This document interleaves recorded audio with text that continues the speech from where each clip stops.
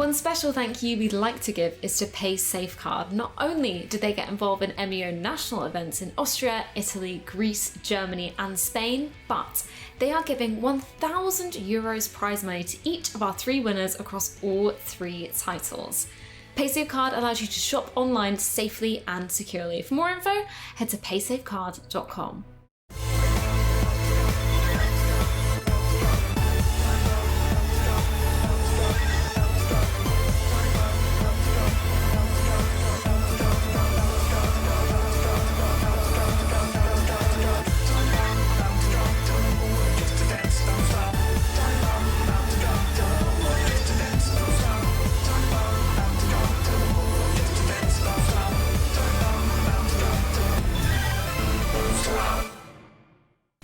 And welcome to Rebel M.E.O Season 2. This show is all about Hearthstone. My name is Frankie Ward and I am going to basically be the control priest of the desk, and I have a gang of experts, aka my Murlocs, to keep in check. So there you go. What an introduction from one of them, Falcone. What a Murloc noise. I feel like I thought they were going to back me up. Never mind, just me then. Okay. It's okay. I don't actually consider myself a Murloc, Frank. So I don't know. What would I consider myself? What tribe? I'm a dragon, mate. I'm a dragon. You know, I take the Chad tribe. You're always thinking so highly of yourself there, scoundrel. And hello, Toast Monster. Hello. It's delightful to have a proper player in chat. How are you doing, Toast Monster? You good? Yeah, I'm doing really well. Yeah, and it's quite fun to have you joining the stream because I've been to tournaments where you've been competing. I know you have been doing a bit of casting. Which do you prefer?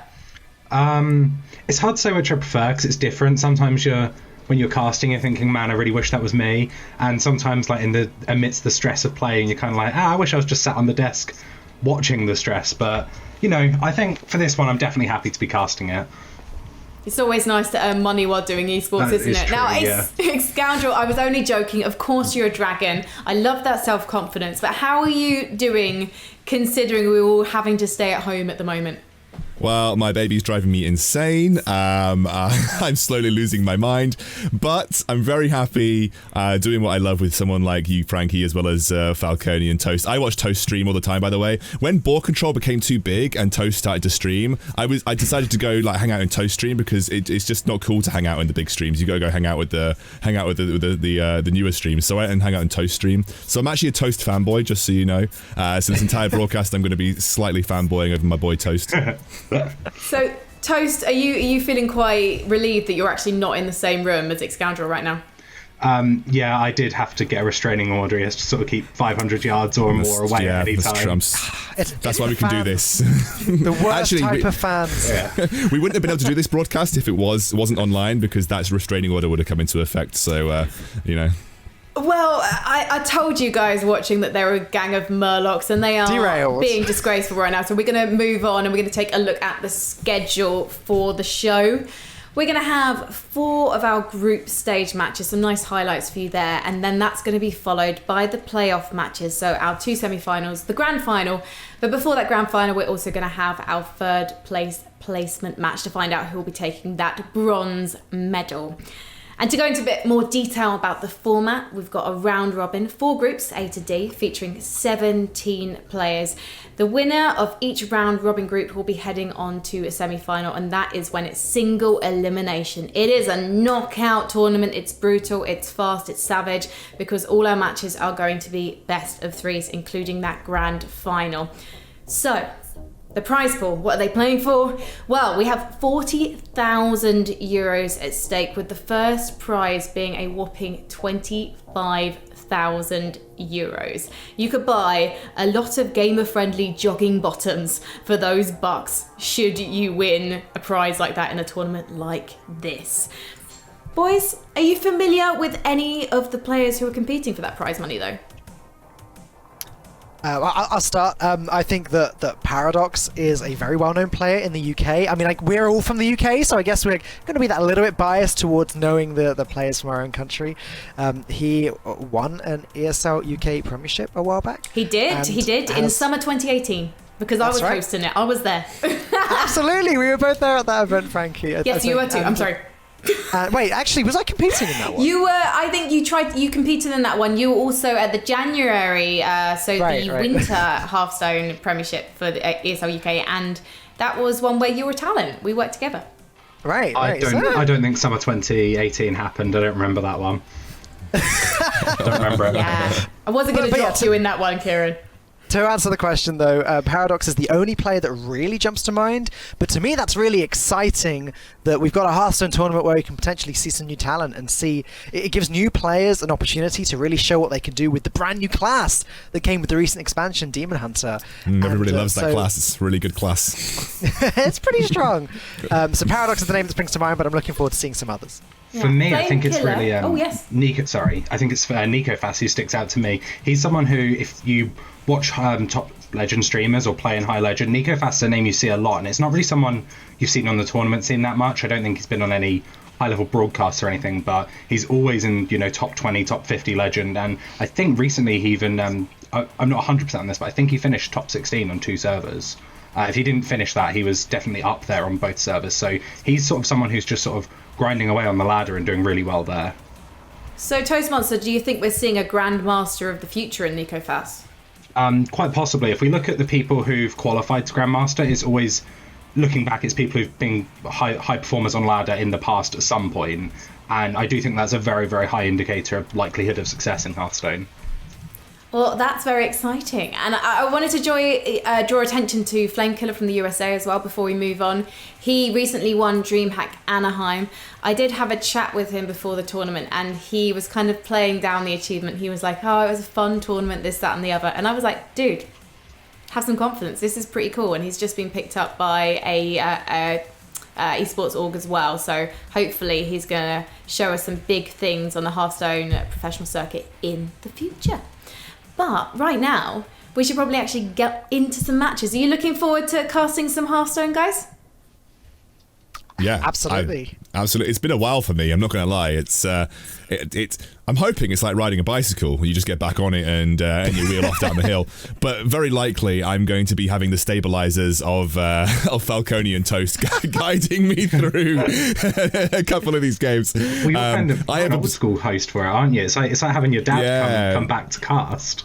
I mean, people do call me Granddad Esports, so it's now that I'm officially an actual dad, I guess we can get away with it. But yeah, it's going to be fun, and I'm very much looking forward to sort of seeing some action again. I have essentially absorbed Hearthstone knowledge through osmosis of watching streams. Haven't actually played for over a year and a half. I just watch streams still, so that's kind of how I've kept up with the game. It's a great way to keep up. Excoundrel, I'm now going to be calling you Grandad for the rest of this stream. I hope you don't mind, but you landed yourself in that one. Now we're going to kick off the matches today with our Group A highlight. And this is, I can't pronounce his name, so forgive me in advance, Nikofas, which is Nico for short. He's our Belgium contestant. His name actually means platypus in French, and he's facing off against Nikofas, who, according to Toastmonster, is the favourite of this tournament. I think it's time to jump into our very first match of the Red Bull MEO Season 2 Hearthstone final stage, because of course all of our players competed in their own regional national heats before they got here, so this whole thing is our world finals, and it's an absolute pleasure to see things kick off with Nico and Nikofas. So boys, take it away.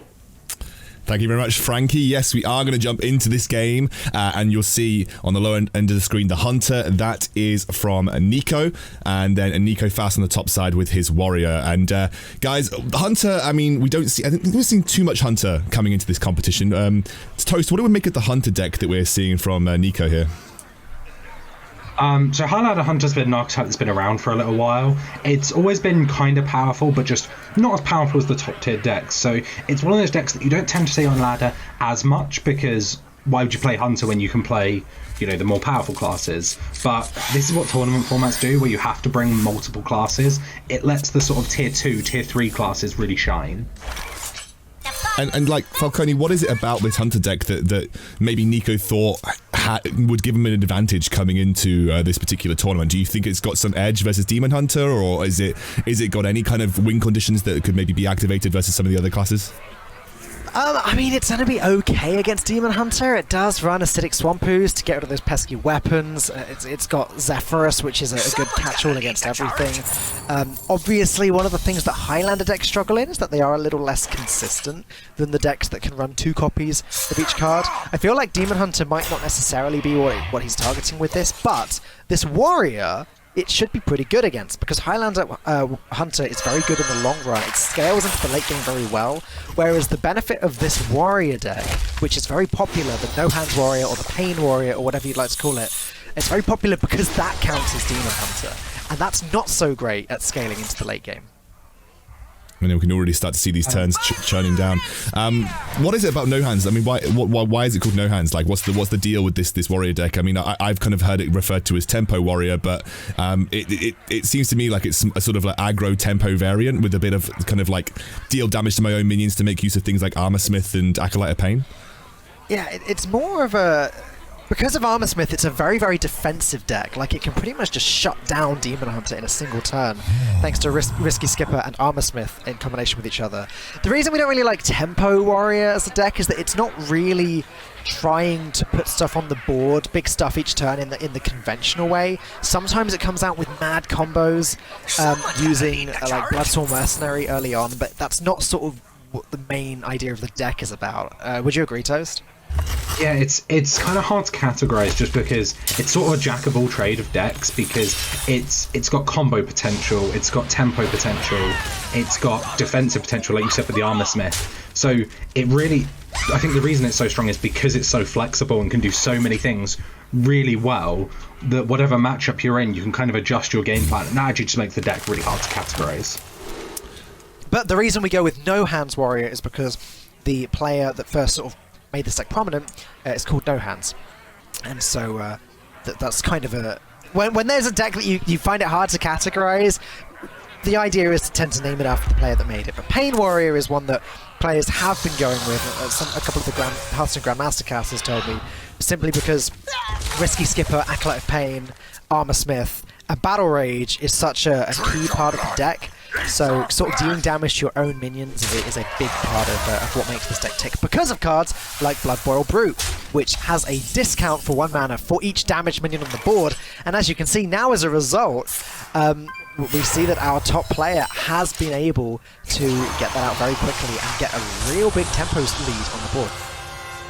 Yeah, and we can see here that the Hunter just really struggles to deal with this. Having to coin out Varanus into this, it's not great. You know, it leaves a 6-1 on the board, which, you know, great, you put it to 1 health, but that 6-1 just trades into your coined out minion. You're just giving the initiative to the Warrior again.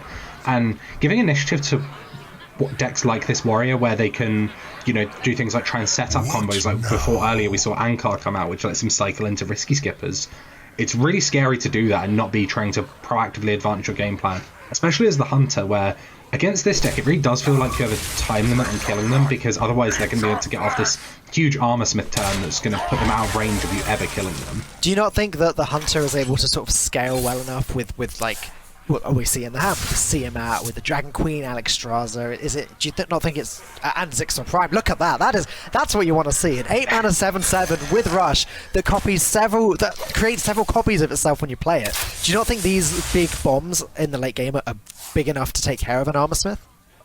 I think it's more that because the Warrior has this huge damage combo at the end with Court Chronolite, where they can play Court Chronolite, damage it, Rampage it, copy it, and then just have a huge burst, as well as they've, you know, had weapons throughout the game that have pushed a little bit of chip damage potentially. They do kind of have that inevitability factor. Things like Zixor Prime being buffed is going to be huge for the Hunter here, though, because that does mean that that's just a huge tempo turn, you know, playing an 8/8 or 4 8/8s with the Rush.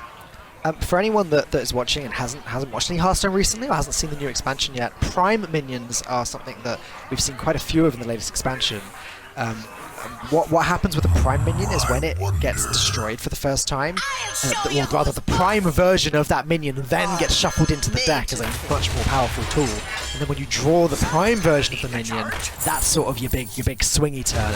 And as Zixor Prime was drawn and buffed, that's going to be really big. However, this is the big Armor Smith turn. where Nico has been able to deal a lot of damage and also gain 7 armor. 24 health isn't bad at all. He's just slammed the Rampage as well, so he's driving 9 damage to face. This is that deal damage to all minions combos that this warrior can come out with. He's gained a huge amount of health and has slammed damage to face to the Hunter now as well. Is there anything the Hunter can do to respond here? He's got another turn to wait until he can even start to play that Prime minion. Well, with Unleash the Hounds and also Zephyrus in conjunction with each other, Nikofas should be able to... Yeah, if he plays Zephyrus here, he can get something like a Shadow of Death. Yeah, Shadow of Death obviously recently adjusted to 2 mana rather than 3. That's been sort of one of the hardest things I think with this expansion, is that because there was actually a huge rework this expansion and an entire new basic set came in with Demon Hunter, that the Zephyrus options all changed. And I think, you know, here we can see that clearly people have been practicing this, they know what it is. Leaving himself with 2 mana to cast the Death, it's a very big shift that suddenly all these Hearthstone cards you've known for 4 or 5 years, they're a different mana cost now. And when you need something that wants you to have exactly that mana left to find them... I mean, Zephyrus is one of the single most highest skill cards that we've ever seen in Hearthstone as an individual. As you really do have to learn every combination that it's going to give you in every single scenario. And as we saw, Nikofas was able to put that to really good use. Sorry, that was Nico. Yeah. He was able to put that to really good use. And also it shut down the Risky Skipper, which Nikofas will have been wanting to use with Garrosh Hellscream on curve on turn 8 to deal another 8 damage. Honestly, Nikofas is just running out of stuff, as now, thanks in huge part to that amazing clear with Zephyrus and now the Zixel Prime, it's difficult to see how Nikofas is going to come back from this. I just don't feel like he does. I just don't think he's got enough options, and I don't see any draw that would give him a way out of this board. It just seems... This is just lethal? 29 damage. This is just lethal. Right now. Oh no, it's one off. It's one off. With the hero power, I think that is... Oh yeah, with the hero power, lethal, just lethal. Yeah. And this is the power of Zixor Prime, you know. The downside of the Prime cards is that you have to draw the first part, get it destroyed, and then the second part. But when you do, the payoff is huge. And we saw there that it pretty much just single-handedly won this game. Obviously, the Zephyrus was kind of needed to bridge a turn, but even if the 9/9 had to be left up and then you could play the Zixor Prime, you'd probably still have been okay. That single-handedly, I think, won that game. Alright, well, now we're actually going to see the Spell Druid brought from Nico, which is a brand new deck relying on this Keltheos that you see there. Keltheos, every 3rd spell you cast each turn costs 0, so the idea is there's lots of low-cost spells in the deck, so the Druid will play Keltheos, and then maybe play 2 Moonfires, and then the 3rd spell will cost 0, and there's lots of 8 and 7 mana spells in this deck. Then maybe play 2 more 0 mana spells, and then another 8 mana spell, and there are some disgusting turns that can come out of that. I've seen a lot of... Hearthstone. Oh, we'll go, yeah. I know you go on. It's okay. No, Toast, look, I'm going to be honest. In terms of quality of information delivered, in what we can do in the next 10 seconds of casting, I am going to bet that you're going to come up with something far more insightful than me. So I'm going to let you have the board for a moment. It was kind of just building on what Falcone was saying, where Chaos really does let you just do obscene mana turns. And we see this deck play things like Overgrowth, which we see in hand now, to try and ramp to these Chaos turns earlier. And then they're looking for things like Overflow to try and just draw their entire deck with Chaos and then just keep chaining the 0 mana spells. He's got a really good start though, Nico, with 2 Overgrowths in hand. He can slam the first on 4 mana right now to boost his maximum mana up to 6. And then if he wants to, he can slam the next one next turn. The only thing that he's missing now is card draw, honestly. Yeah, and the Rising Wind is hopefully going to be able to bridge into that. We're probably going to see him cycle. If he doesn't pick up something like Overflow, he'd probably just look to try and cycle those. But as we can see, this is one of the really powerful things the Warrior can do. Rampage and Bloodsworn Mercenary is a really, really powerful combo. Wow. Druid struggles to deal with high health minions, and there's 2 of them now that have 4 attacks. And this is turn 4. Turn 4, 4-10, 4-10, 3-3. Yeah, okay, you can ramp up, but you have to have the swingiest of swing turns, I think, to sort of try and find a way back in with what the Warrior's doing right now. It looks like what he's going for is if this minion sticks, it's going to summon a beast every time a spell is played, and if it sticks, so that he can then play the Keltheos while it's still alive, then maybe he can get some ridiculous combo playing. But you see the power of Kel'Thas here. If there was an overflow in the Druid's hand, for example, he could have actually played it this turn. He could have gone Kel'Thas, innovate, 1-mana spell, and then overflow, draw 5 cards. Like that, there's some real potential in these decks. I do have a feeling, though, that if he doesn't get some kind of card draw soon, he's going to run out of steam. That's the kind of way I'm feeling about it. I feel if he doesn't get some kind of card draw ASAP, he's got the Kel'Thas in his hand, but he's got nothing to combo it with right now. He has essentially blown pretty much every resource that he had in his hand to try and stall out to find something like overflow or some other kind of card draw mechanic. Yeah, I think he just really needed to try and contest the board, and Exotic Mount Seller was kind of the best way of doing that. But we can see here a second Rampage pickup, and even this buffed up Ankar from the Corsair cache.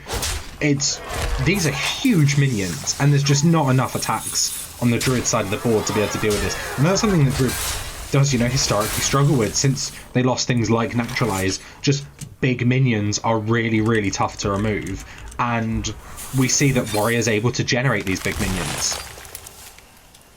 Moonfire's not it. I mean, it's a good combo card, don't get me wrong, but it's not going to provide any extra resources. He's going to go for the draw card here, and that's the card draw he was after here, Falcone. He's going to start getting more cards into hand, and the overflow is there as well with double zero-cost spell. Like, next turn could be huge if he manages to survive, and obviously with 30 HP, we assume that he does.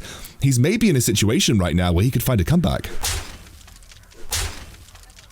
Yeah, this is kind of what Druid has to do in this matchup, where it's not great for them when Warriors have the really aggressive start, so you kind of just have to stall and hope that the top of your deck is a little bit kind to you and enables the combos, and that's exactly what we've seen this Druid play out to, and it's worked out really well so far. We're going to have to see if anything can be done about this, because this really puts the Warrior on a clock now.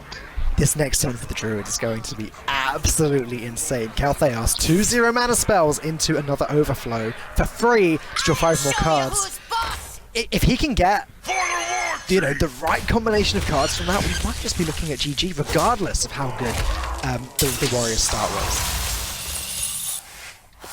Yeah, we see here trying to push the damage here, clear the board, build the best board you can. This Druid deck does not run AoE, so this is actually perfect where you want to just be as wide as you can. You don't need to worry if, setting minions to 2 health instead of 3, because, you've suddenly got Starfall potentially coming down, but that is Zixor Prime pickup. Oh, off the top. Off the top. That actually gives him a decision to make now. Does he go for the Kel'Thas combo, or does he just slam the Zixor Prime? What would you do? Just slam Zixor Prime in this situation and clear as much as you can? It's not good enough, right? Like, he just can't clear enough with the Zixor Prime. It's only a few 4/4s. Don't forget, it hasn't been buffed, so it's not 7/7. I don't think he's got much choice but to play the Kel'Thas here. And it looks like I think what we have to see the Druid do here is kind of go for the Kel'Thas, hope the overflow picks up 2 more 0-mana spells and another decent spell to cheat out for free, and then maybe use Zixor Prime next turn to try and clean up the board a little bit if you're able to develop a board here. But it is going to be quite rough. The Fungal Fortunes pick up really nice though. So the first spell again, so if we can cast 1 more, which we've got 0-mana Anger Wrath. Oh, double! Iron Bark! Time here though. There's no time to make this play, so I think this is just a case of just watch and see. My goodness, he's going to clear up as much as he possibly can, but the animations are going to slow him down. This does look like it's been pretty good so far, though. Looks like he's got everything out actually, and I think ultimately here, this is something this deck you see people struggle with all the time, where there are so many combos, and because often your combo involves drawing, between 3 and 5 cards, you don't know what's the next thing that's coming. So it's actually really, really hard to pilot this deck with the time constraints of a Hearthstone turn. So 7 mana in Nikofas' hand right now. What can he do to move through this Kel'Thas and maybe try and put some damage down and potentially threaten lethal? I mean, has he got anything in hand that would help him achieve this, or is he just kind of staring it down right now? He's got the 2 risky skippers and he's got Grandmaster Hellscream, but he doesn't have the mana. That's the real issue here. If he can get maybe this risky skipper to stick, then he could play Grandmaster next turn, but it's still only 10 damage plus the 3 from the weapon. Risky Skipper, with its ability, will be able to clear up a lot of this board. But there's the Soul of the Forest on the back. Yeah. So these minions effectively have 4 health. Oh god, and he's got Savage Roar in hand as well for next turn. I mean, obviously... Oh, wait. Hang on. So... Oh no, if there was another 1-mana pirate, then he could have played the second Risky Skipper. It would have dealt 1 damage to everything. And then the other 1-mana pirate would have dealt 2 damage to everything because of both Risky Skippers and would have cleared the entire board. But there were no 1-mana pirates left in the deck. So he's going to have to clear what he can. That's not going to be enough. I think the Savage Roar is going to do it. Yeah, but he's got Gift of the Wild. I think Savage Roar or Gift of the Wild would be fine here, right? Well, it's just Savage Roar's just lethal, yeah, exactly. So it just doesn't matter.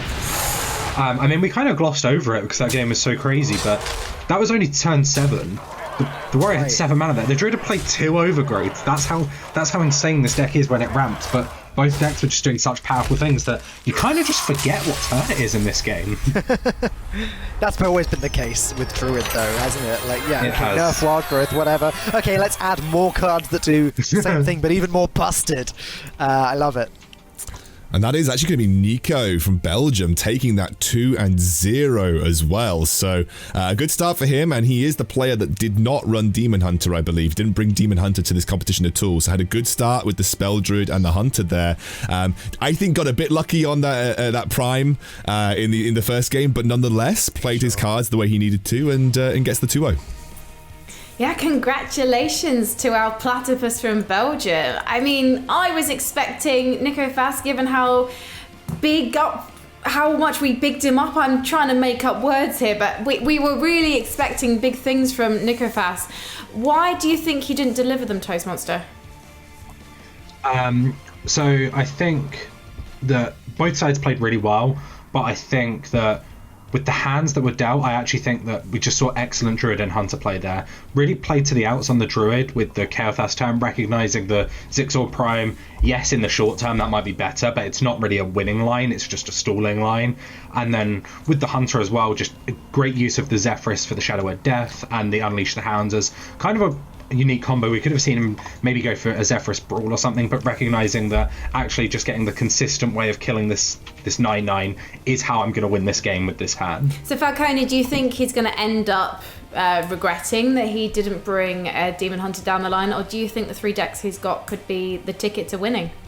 Well, from what we've seen so far, things are looking good. I agree with Toast. It was very well played. I mean, even to the point where he played that exotic Mount Seller early, even though he knew it was likely not to stick. Just good utilization of the resources, good knowing how to use this stuff and not waste it, but also not hold back for value. This is looking like a solid lineup, and it's refreshing to see no Demon Hunter in the lineup, honestly. So I'm looking forward to seeing what he does. We're about to find out because, gentlemen, I'm going to let you take things from here as we head into our Group B highlighted match. Thank you, Frankie. I know HGG close to Falcone's heart, and nice to see Matty and obviously Machine coming into this, and I'm excited to see. We're starting off with Demon Hunter versus Demon Hunter, so Frankie made a good bet. And just a clarification, just so you guys can know who is who. On the top, Tolvia Patron, that is a Matty, and on the bottom, Hungry Patron, which is a namesake after my own heart, and that is a Machine. So Machine on the bottom, and it will be Matty on top. And kicking it off, we see that the Outcast mechanic going to be coming into play on turn 1 here. As Crimson Sigil Runner comes down with the Outcast, it will get to draw a card. Just a very powerful 1-drop when it gets to cycle itself on turn 1. Toast, you know what's getting me really excited? Looking at the screen and looking at the hero portrait that Matty has. The 1,000 win. It's the 1,000 win one? How on earth has he already got 1,000 wins with Demon Hunter? Can we just put that out there? That's rather insane. That is a man committed to a broken class. There was a community race put on by Tyler, who he said that he would give, it was either $100 or $1,000, I can't quite remember. 1,000? To whoever was the first person who got 1,000 wins on Demon Hunter. And there was actually a bug for a little while where the counter wouldn't advance past 499. So the person who won had won 1,500 games on Demon Hunter when the counter had updated. Oh my gosh, wow. How many hours of your life do you have to dedicate to playing Demon Hunter to get that done so quickly as well? You know what, he could have saved himself a lot of time if he just did a little tally. He wouldn't have had to win the extra 500 I think games. he knew, but he just kind of obviously just loved the class that much that decided it was worth it. Well, let's take stock of this game, gents. You can see this. You get the feeling this is going to be kind of the way this goes. It's let me play something, can I clear it? Let me play something, can I clear it? That kind of, for me, is kind of what I assume is going to be the Demon Hunter versus Demon Hunter matchup here. Just who can get control of the board and establish control for longer. Yeah, it definitely is. The thing I find quite interesting, actually, is we saw I actually thought it was just going to come down. The availability of Crimson Sigil Runner on turn 1 from the far left of the hand with the Outcast to cycle a card, but they actually choose to hold on to it because it is on the far left of your hand. It's not changing, right? That's always going to be your Outcast card. So they're actually choosing different turn 1s and going to just flexibly draw with those Sigil Runners later, and I think that's super interesting in this game, and I was not expecting that. I was just taking a moment while you guys were talking there to try and compare the deck lists. They are very similar, but I do notice that Matty has the, I guess, slightly higher curving one, as he does top out with Priestess of Fury, which is one of the cards that was hit by one of the balance patches. Incredibly powerful. Machine has elected not to run that, and instead, I cannot find the extra low-cost card that he's running instead. He has Frozen Shadow Weavers, which are a 3-mana 4/3 battle cry, freeze an enemy. He does have one of those. There'll be maybe a Sightless Watcher. Oh, they both have the one Sightless Watcher. Yeah, see, there's so many similar cards here. It's kind of hard to tell. Oh, it's the Spectral Sight. He runs a copy of Spectral Sight as well. Of course. So something we see with Priestess of Fury is we often see people run a card, the 5-mana 4/4 that discounts the next demon you play by 2, so that you can actually cheat out the Priestess of Fury a couple of turns early. But interestingly enough, not included in this deck list. I don't know if maybe that had been an iteration that kind of got a bit more popular after deck submission or something, which is something that does kind of happen sometimes with these early metagame tournaments. Well, taking stock of this game, this was just a big turn here for Machine. He just managed to throw everything onto the board. He's run out of cards. He obviously might get lucky and draw some card draw, but I mean, he has really committed to the board, and it was a big swing turn, and now it's up to Matty to see if he's got a response to this. Yeah, so it doesn't really matter too much what Machine draws from this point on, because he's got the Warglaives to play next turn, which is going to be a fantastic follow-up to this. It's a weapon that allows you to, if you swing it into a minion, you can swing again, and then again, and then again. So if he wants to, he can just clear this board pretty much just using the weapon next turn. He is running the Spectral Sight, as we were saying a few moments ago, which is going to be great card draw, and Outcast isn't going to matter for him because he's only going to have 1 or 2 cards in his hand, so any Outcast card he draws now is almost always going to be active. That's an extra little advantage to being low on cards as Demon Hunter. Things are going well, and although Matty is repopulating the board, he's got to do some serious work to win this face race. Imagine if he draws Skull of Gul'dan on next turn. Should we get to Machine, absolutely. that would be absurdly strong.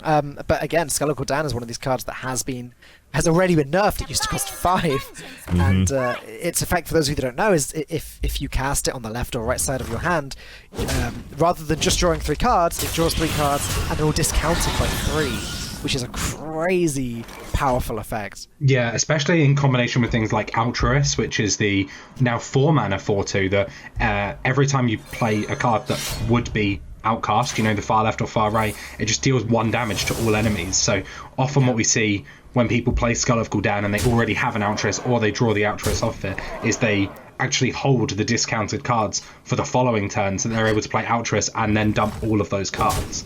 And it just allows a huge damage push. Yeah, this is crazy. I just love this push to the face. Again, using the Warglaives, pretty much as I described before, going to just clear up as much damage from the board with those as possible. I'm imagining 2 more swings go into minions, and then the 3rd swing just goes face. Because right now, Machine isn't in any risk of being killed himself. In fact, do you know what? Forget clearing up another 2/1. Let's put another swing into the face, so the next turn, this is just lethal on board. I believe Matty can clear up enough just about to defend himself. Can he 3/6? Yeah, he can. He can just about defend himself. Yeah, he's giving himself outs though. For Machine, he could draw Metamorphosis, for instance, and then he just draws Metamorphosis and slams a hero power face, right, and then just goes in with the glaive. So he's just giving himself outs. Chaos Strike would do it. Twin Slice would do it. Yeah. There's actually a lot of outs here. Anything that draws him more cards. Although now with that draw of the Kane Sun Fury, it has removed more damage off of the board the machine would have liked. So now he needs to find 5 damage from somewhere. So while that metamorphosis that Excoundry you were just talking about would have been perfect, this is not going to do the trick. It's not ideal. But he's got 4 damage going face now. He's got a potential of 2 damage going face next turn with weapon and hero power. We're back in that position where Twin Slice or Chaos Strike or probably Spectral Sight or Metamorphosis, any of these cards will be lethal. I mean, Skull of Gul'dan as well, we talked about it earlier, but drawing 3 cards and discounting them all, you're probably going to find 2 damage in this sort of scenario. And this is the problem that Demon Hunter has in the mirror. I-Beam is kind of the only healing you really have in this matchup.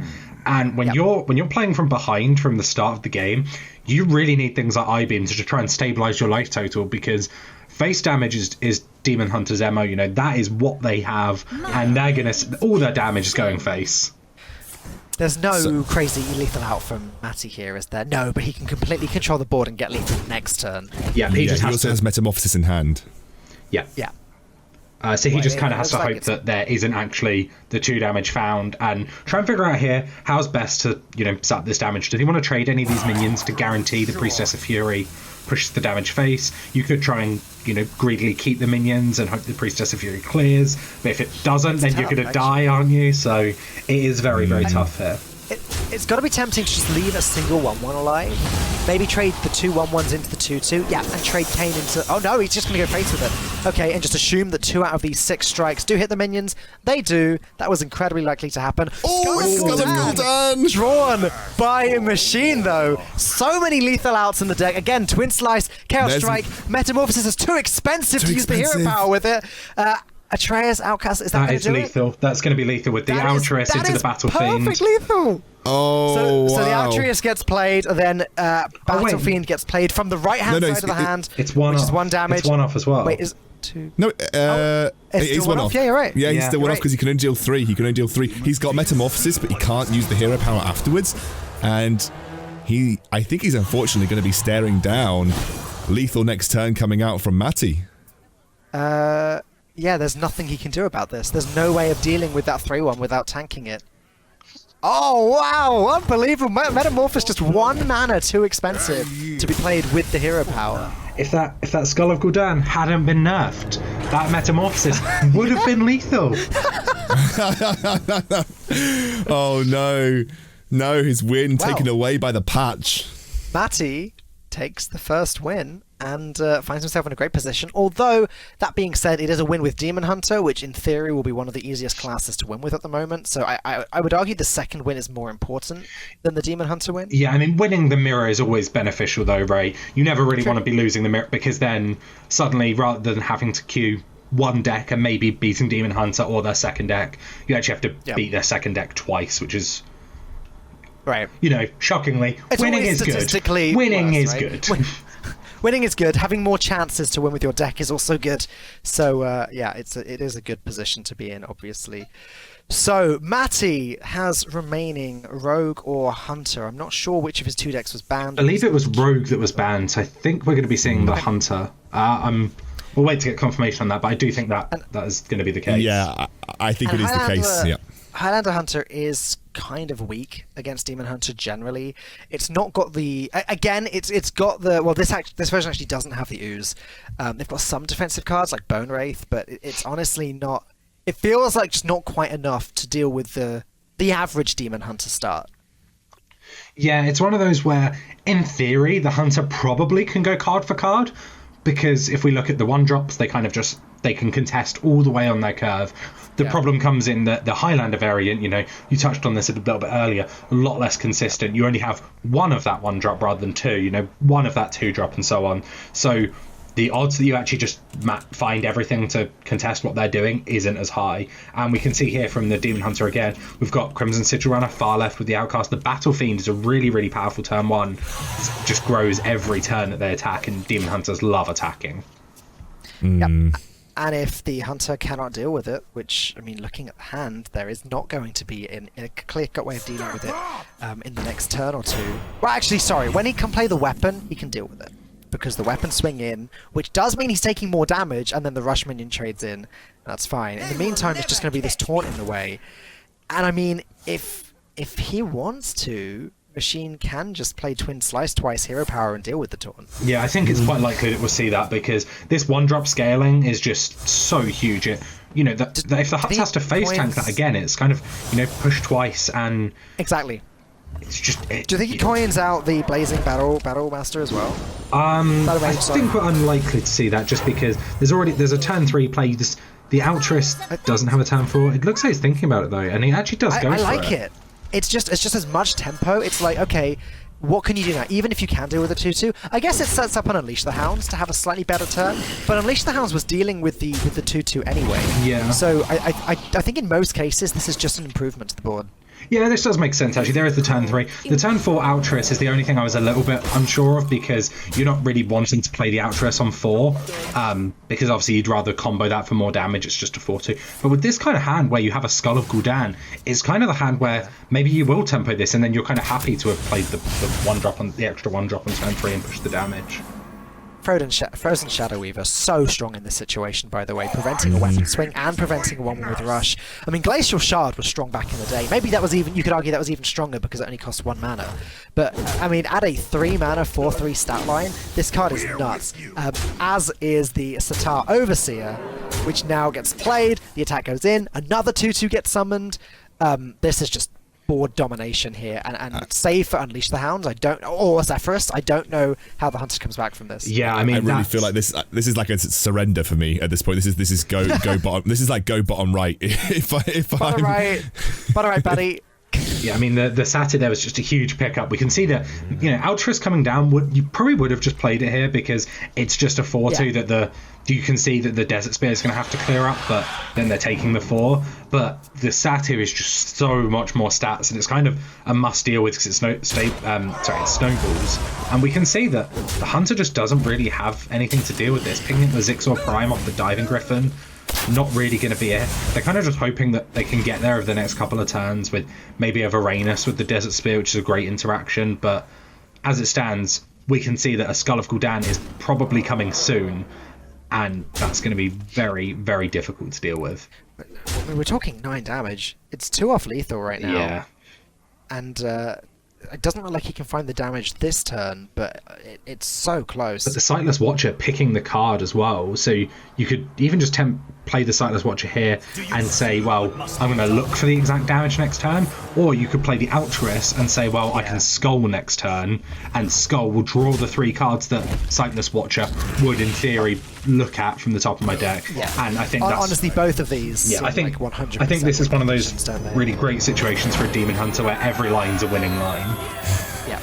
I don't. Yeah, exactly. The concede comes out. I think it was just not a great early hand here from Matty. Didn't really have any responses for how quickly the Demon Hunter can flood the board. That was a quick game. That was a very easy go next for Matty. Just wasn't the hand that he needed to deal with what was essentially a perfect Demon Hunter opening hand. And we are now going to run into the Hunter versus Rogue. We are going to the 3rd game here in this group. All right. Well, this is going to be Secret Rogue by the looks of things, with the new Rogue card, which is very cool. The Shadow Jeweler Hanar. Am I saying that correctly? Yeah. Shadow Jeweler Hanar, where every time you play a secret, you get to discover a secret. And it doesn't have to be a secret from your own class. It's discover a secret. So if you can get that thing to stick and you can play a single secret, you can have several turns of just playing, full turns of playing secrets while not expelling any resources. It's very powerful. And some of the new Rogue secrets are actually really strong in their own right too. Yeah, and something that I hadn't quite realised initially when this card came out, the secrets you discover after playing one are from the 3 other classes that have secrets. So you can actually just you can't ever chain into the same class, but it means that you know the mana cost of secrets that are going to be offered to you. Because it will always, so when you play the Rogue one, it will always give you Paladin, Mage, and Hunter. So you know that you're going to get... if you play a Paladin secret, you get offered Mage, Rogue, and Hunter. Oh, that's so cool. Yeah, and I did not realise that when that card first came out. I think that's a really, really easy way of planning your turns with it. It gives you so much flexibility that you know that what's going to be offered to you. It also means you can't chain Paladin secrets at 1 mana, though. It does, which is... I guess a slight, isn't it? It's a disadvantage, but I think it's a good way of kind of balancing the card a little bit more as well. Yeah. Speaking of balanced cards, Edwin Van Cleef, drawn by the rogue here. Doesn't seem that broken in this situation, though, does it? No, there's not. Full of expensive cards. Yeah, not the ideal hand. I think the coin's coming out here. We're going to get the coin and Bone Wraith dropped. Probably the best way of just trying to deal with this 4-2 on the board right now for the rogue.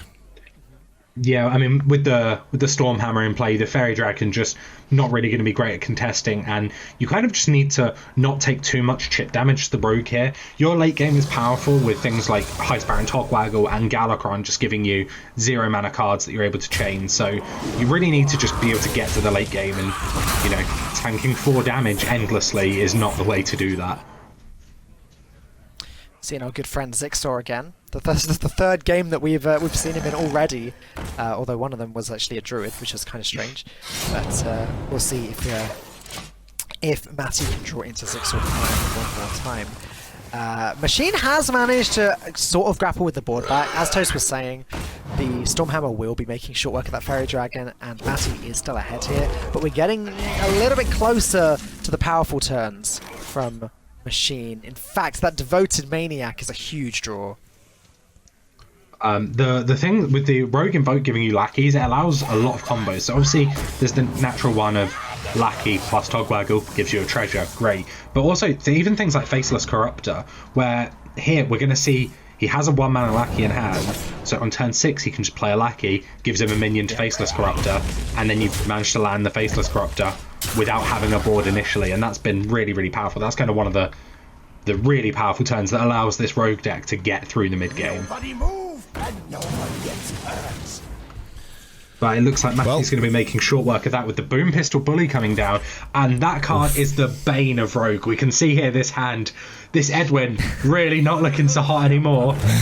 Oh no, he plays it. He just throws it down. Yeah, 3 mana 2/2. Let's go. It's all he's got this turn. It's all he's got this turn. It's all he's got. I know. Do you want to play a 6 mana 1/1 instead? Wow. And then he's going to follow up with a Dino Tamer Bram. Oh, that's a nice card to come out as well. And that's a lot of damage going face this turn if he wants it. As long as you're running a Highlander deck, Bran summons King Crush. Yeah. And yikes, 12 health remaining, and the rogue is going to need to find a way out of this. Edwin might survive if the... No, of course the weapon goes in. Okay, no Faceless Corruptor shenanigans for you. So, unfortunately, the best he's got is Flick Skyshift to deal with the King Crush, and that's still almost... Yeah, I mean, this is the problem Rogue has, where if the Hunter gets the board and has, you know, things like Dino Tamer Bran, it means that you can't, like there, it's turn 7, you could go Lackey Togwaggle, obviously you would just be dead on board, and that's something that Dino Tamer Bran's really good at punishing, trying to not let Rogue have these powerful turns that lets them swing the board state and get back into the game. And we can see here that we just see a really powerful curved hand from Hunter here, and they can just play big stuff, and that's kind of what Rogue can't deal with this hand. This is just a clunky hand for the Rogue now. Well, it's still now 9 power on board with the steady shot as well, so he is 1 off lethal, just what is, being displayed on board at this point in time. Can the Rogue find a way to swing back? Eviscerate, I don't think will do enough here, and it's not looking too good here for a Machine with his Rogue. No, definitely having a lot of trouble here. You can see obviously the Shield of Galakron able to come out, maybe stall for a little bit, but we're still a turn away from being able to play the Lackey, the Togwaggle, and the Treasure in the same turn, and that's kind of what you would need on a turn here. But as we can see, the Zixor Prime just coming out, and that is going to be the game. Knows they can't beat it. The Flick Skyshift's already come down, so not going to be able to clean that up. Oh my gosh, that's the second time we've seen this across our groups. The buff into the Zixor Prime just resulting in ridiculous board states being brought out by our Highlander hunters. That's pretty lucky for both our hunter players, but congratulations to Matty. He will advance, or at least get the win in the group with a 2-1 win over Machine from Chile. So congratulations to Matty17 for winning that match against Machine. I'm kind of interested though in that Highlander Hunter deck, because obviously it didn't work against the Demon Hunter at first, and maybe we're going to see some issues if Matty continues later on into the tournament, Falcone. Yeah, I mean, I don't know. It's been performing well very generally, so it does seem that Highlander Hunter was a pretty good call for this.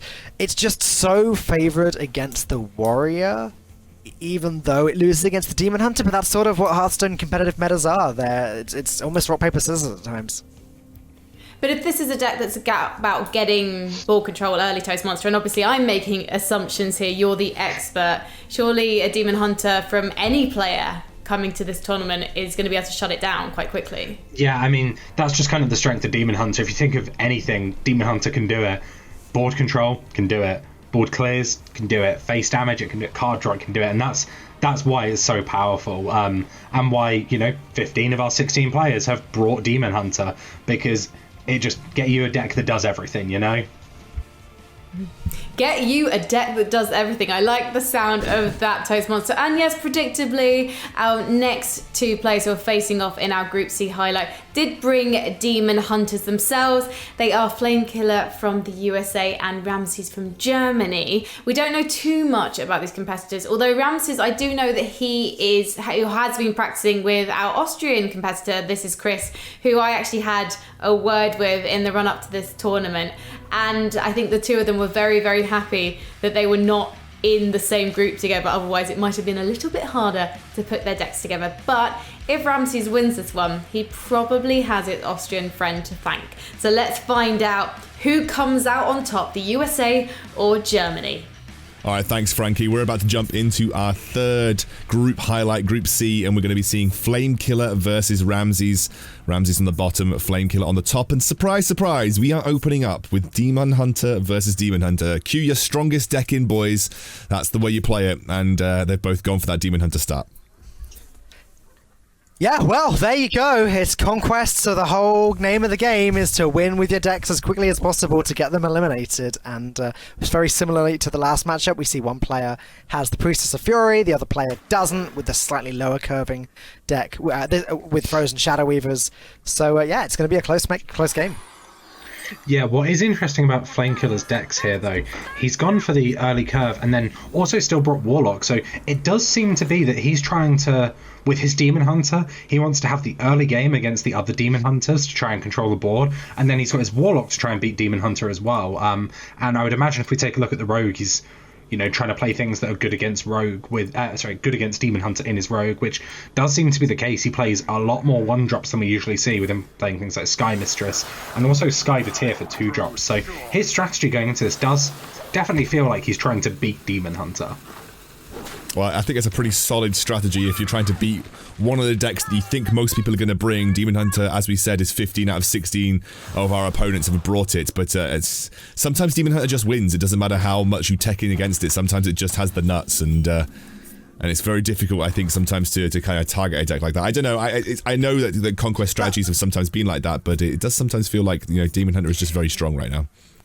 Yeah, I mean, that's always been the case with aggro decks, right? Sometimes you draw what you need and your opponent doesn't draw what they need to defend themselves, and you will just win as a result. It can be pretty hard to target aggro decks unless there's a lot of different archetypes that all happen to have very, very defensive tools.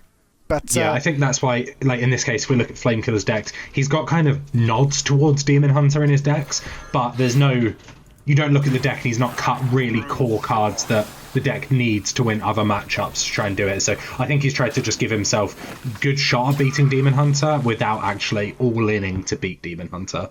Is it cold in the shadows? Well, we'll see. It is obviously that Demon Hunter versus Demon Hunter matchup. We saw how it went last time. Just really came down to a single turn between lethal on both sides. One of them hoping for a top deck, the other just trying to stall out for as long as possible. So I imagine we'll see something fairly similar here, because it does feel like Demon Hunters have a lot of tools on a turn-by-turn basis to deal with most things that come down. And right now you see Ramses, so he's got a lot of options in his hand. Yeah, it's interesting that he's held on to these Battle Fiends for as long as he has. There's been a lot of turns where it seemed like he's considered coining them out and just hasn't quite gotten there. But now he's at a point where he's actually been frozen, so he can't even buff them the turn it's come down. So I wonder if he's going to end up regretting not getting them out earlier and just saving the coin. Maybe. I mean, there's not all that many ways that Flamekilla can actually deal with them, although now he's drawn the Chaos Strike. If he wants to, he can trade into one and weapon the other one down with his hero, which is looking like that's likely to be the play. It's just a crazy battle for the board at the moment. And Ramses is going to be slightly ahead, especially with that Sitar Overseer coming down next turn, I'm guessing. Yeah, I mean, this is the difficult decision for Flamekilla. He's got this Frenzied Felwing in hand that he really wants to get out, and we see he does actually push the damage phase to get this out. This is another card that got touched by balance changes, and we see that Ramses actually did cut this from his deck, but... This is really hard now, Toast, because... So Satar Overseer and Hero Power would fit well this turn into Warglaves next turn, into Coin Priestess into Priestess.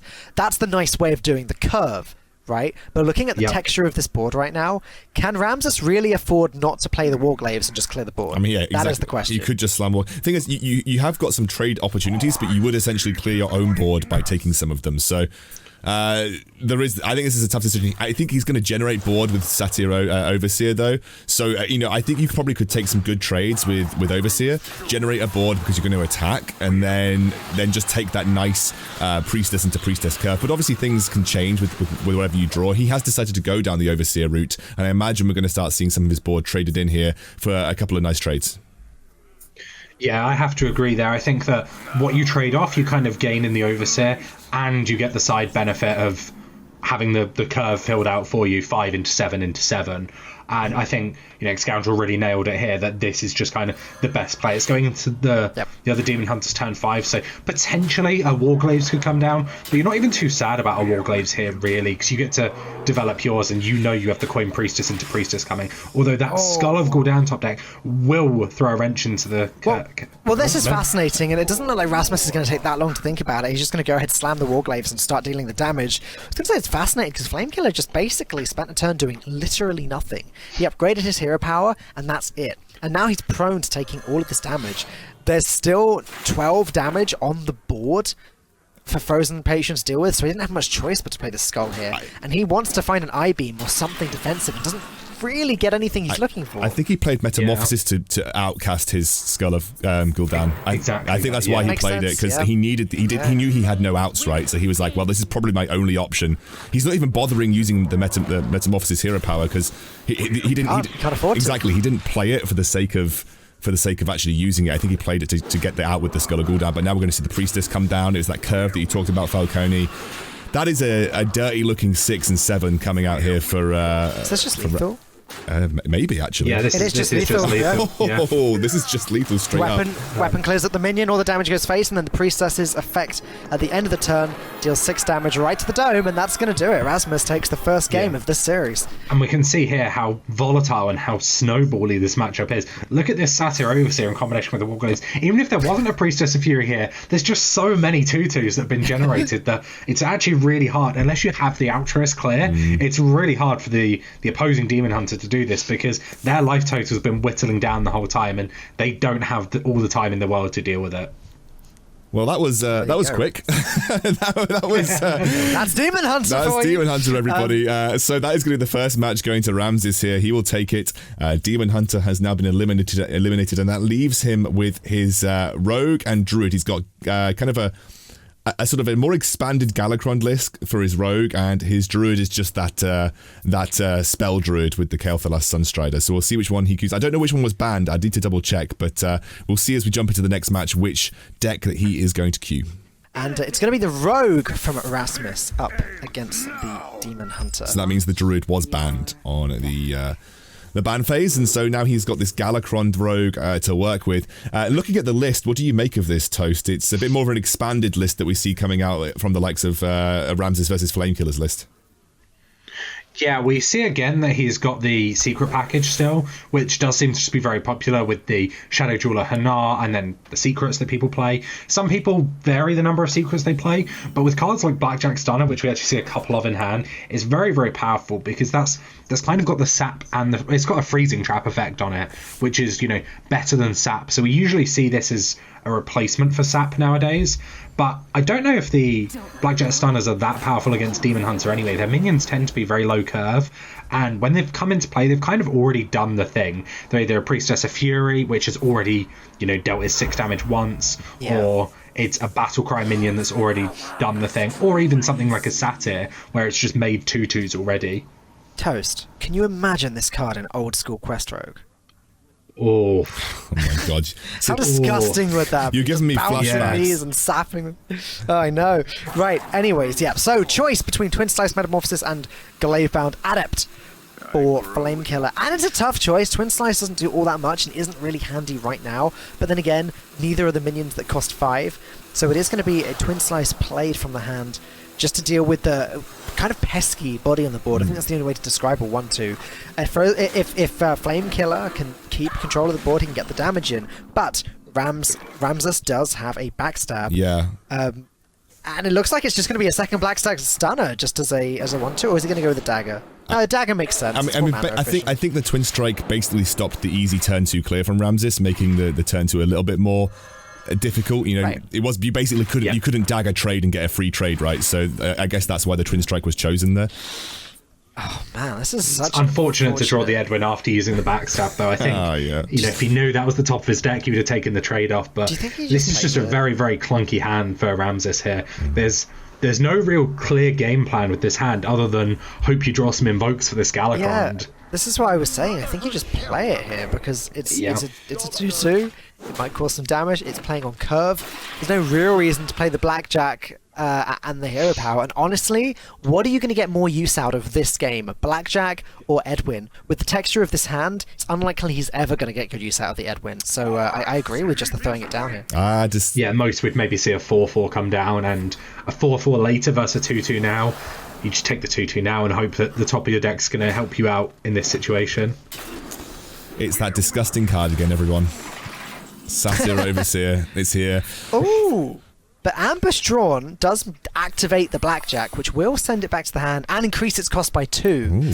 So it stalls temporarily its effect over the next few turns. Ramses is still behind on the board.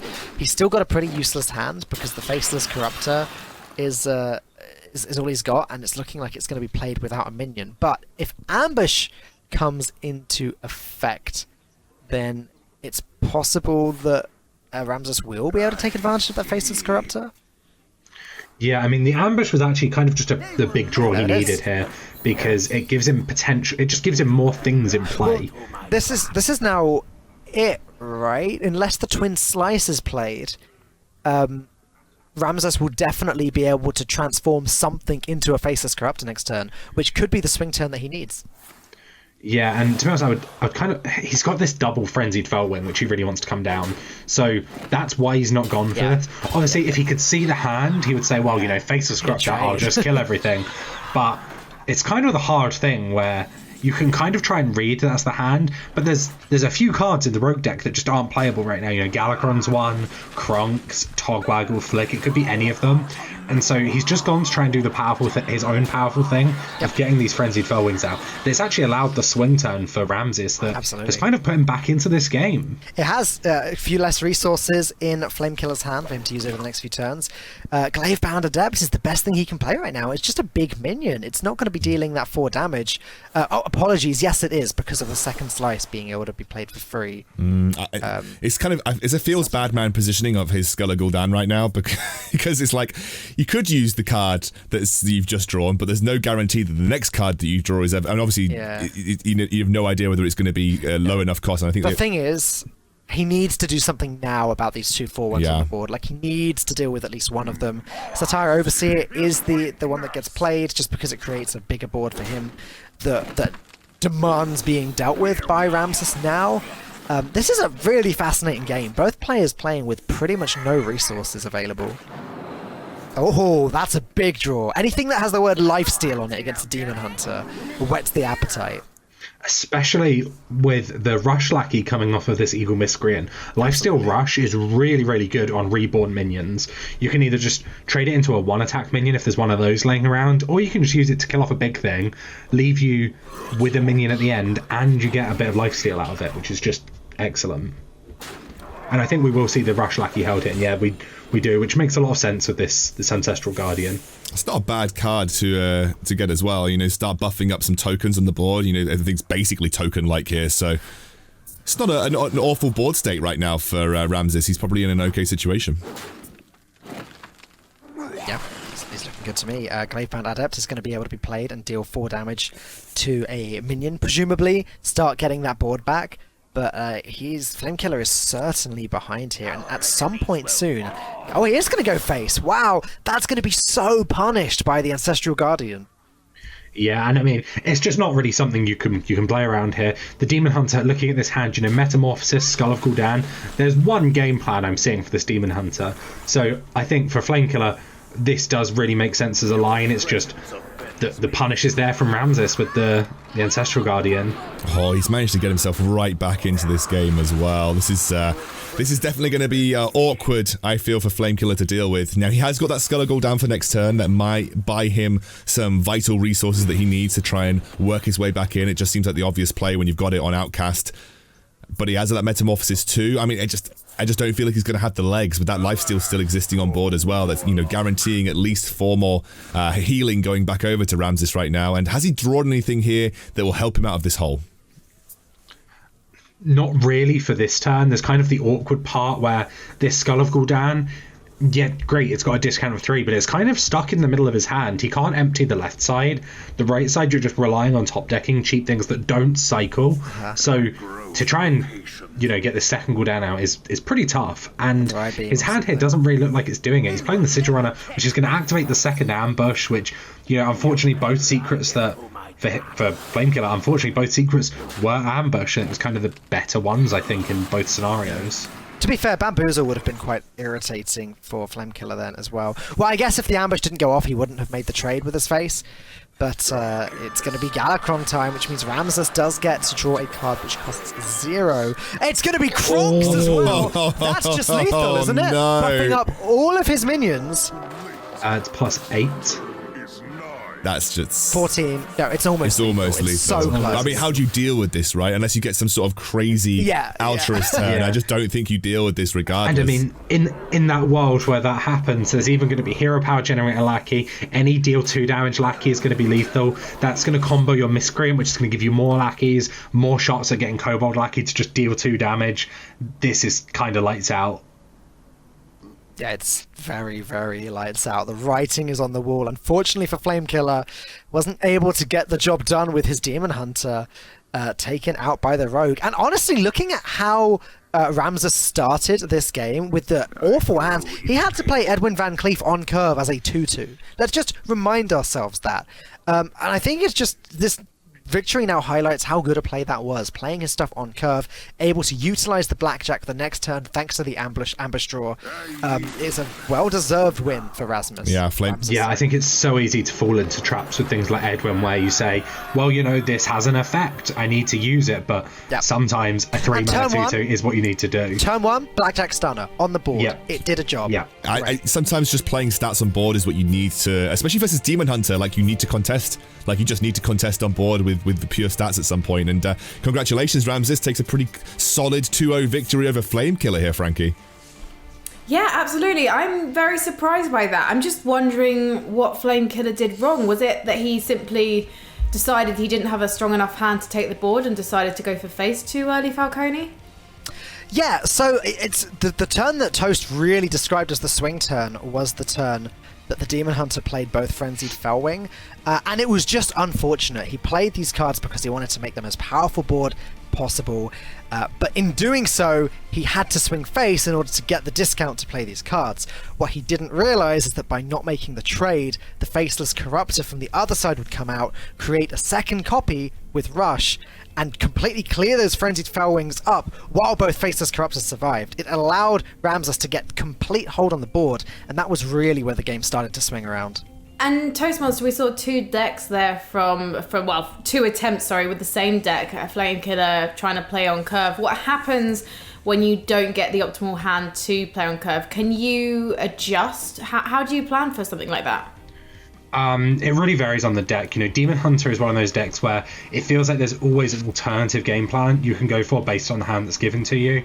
And I think there were some just different lines there that Flamekilla perhaps could have taken that might have won that game. I mean, if we think about, so we obviously already touched on the Faceless Corruptor and how that impacted the board, but there was also just sending the damage face and it got punished by the Ancestral Guardian Rush, which you can't really play around it, but you know there's a reborn minion that's not come down. It's going to be something big. It could have just been a winged guardian or something, and then maybe you have to say, you know what, I need to try and control the board a bit more, and I'll use this burn in my hand to do that and keep these minions alive.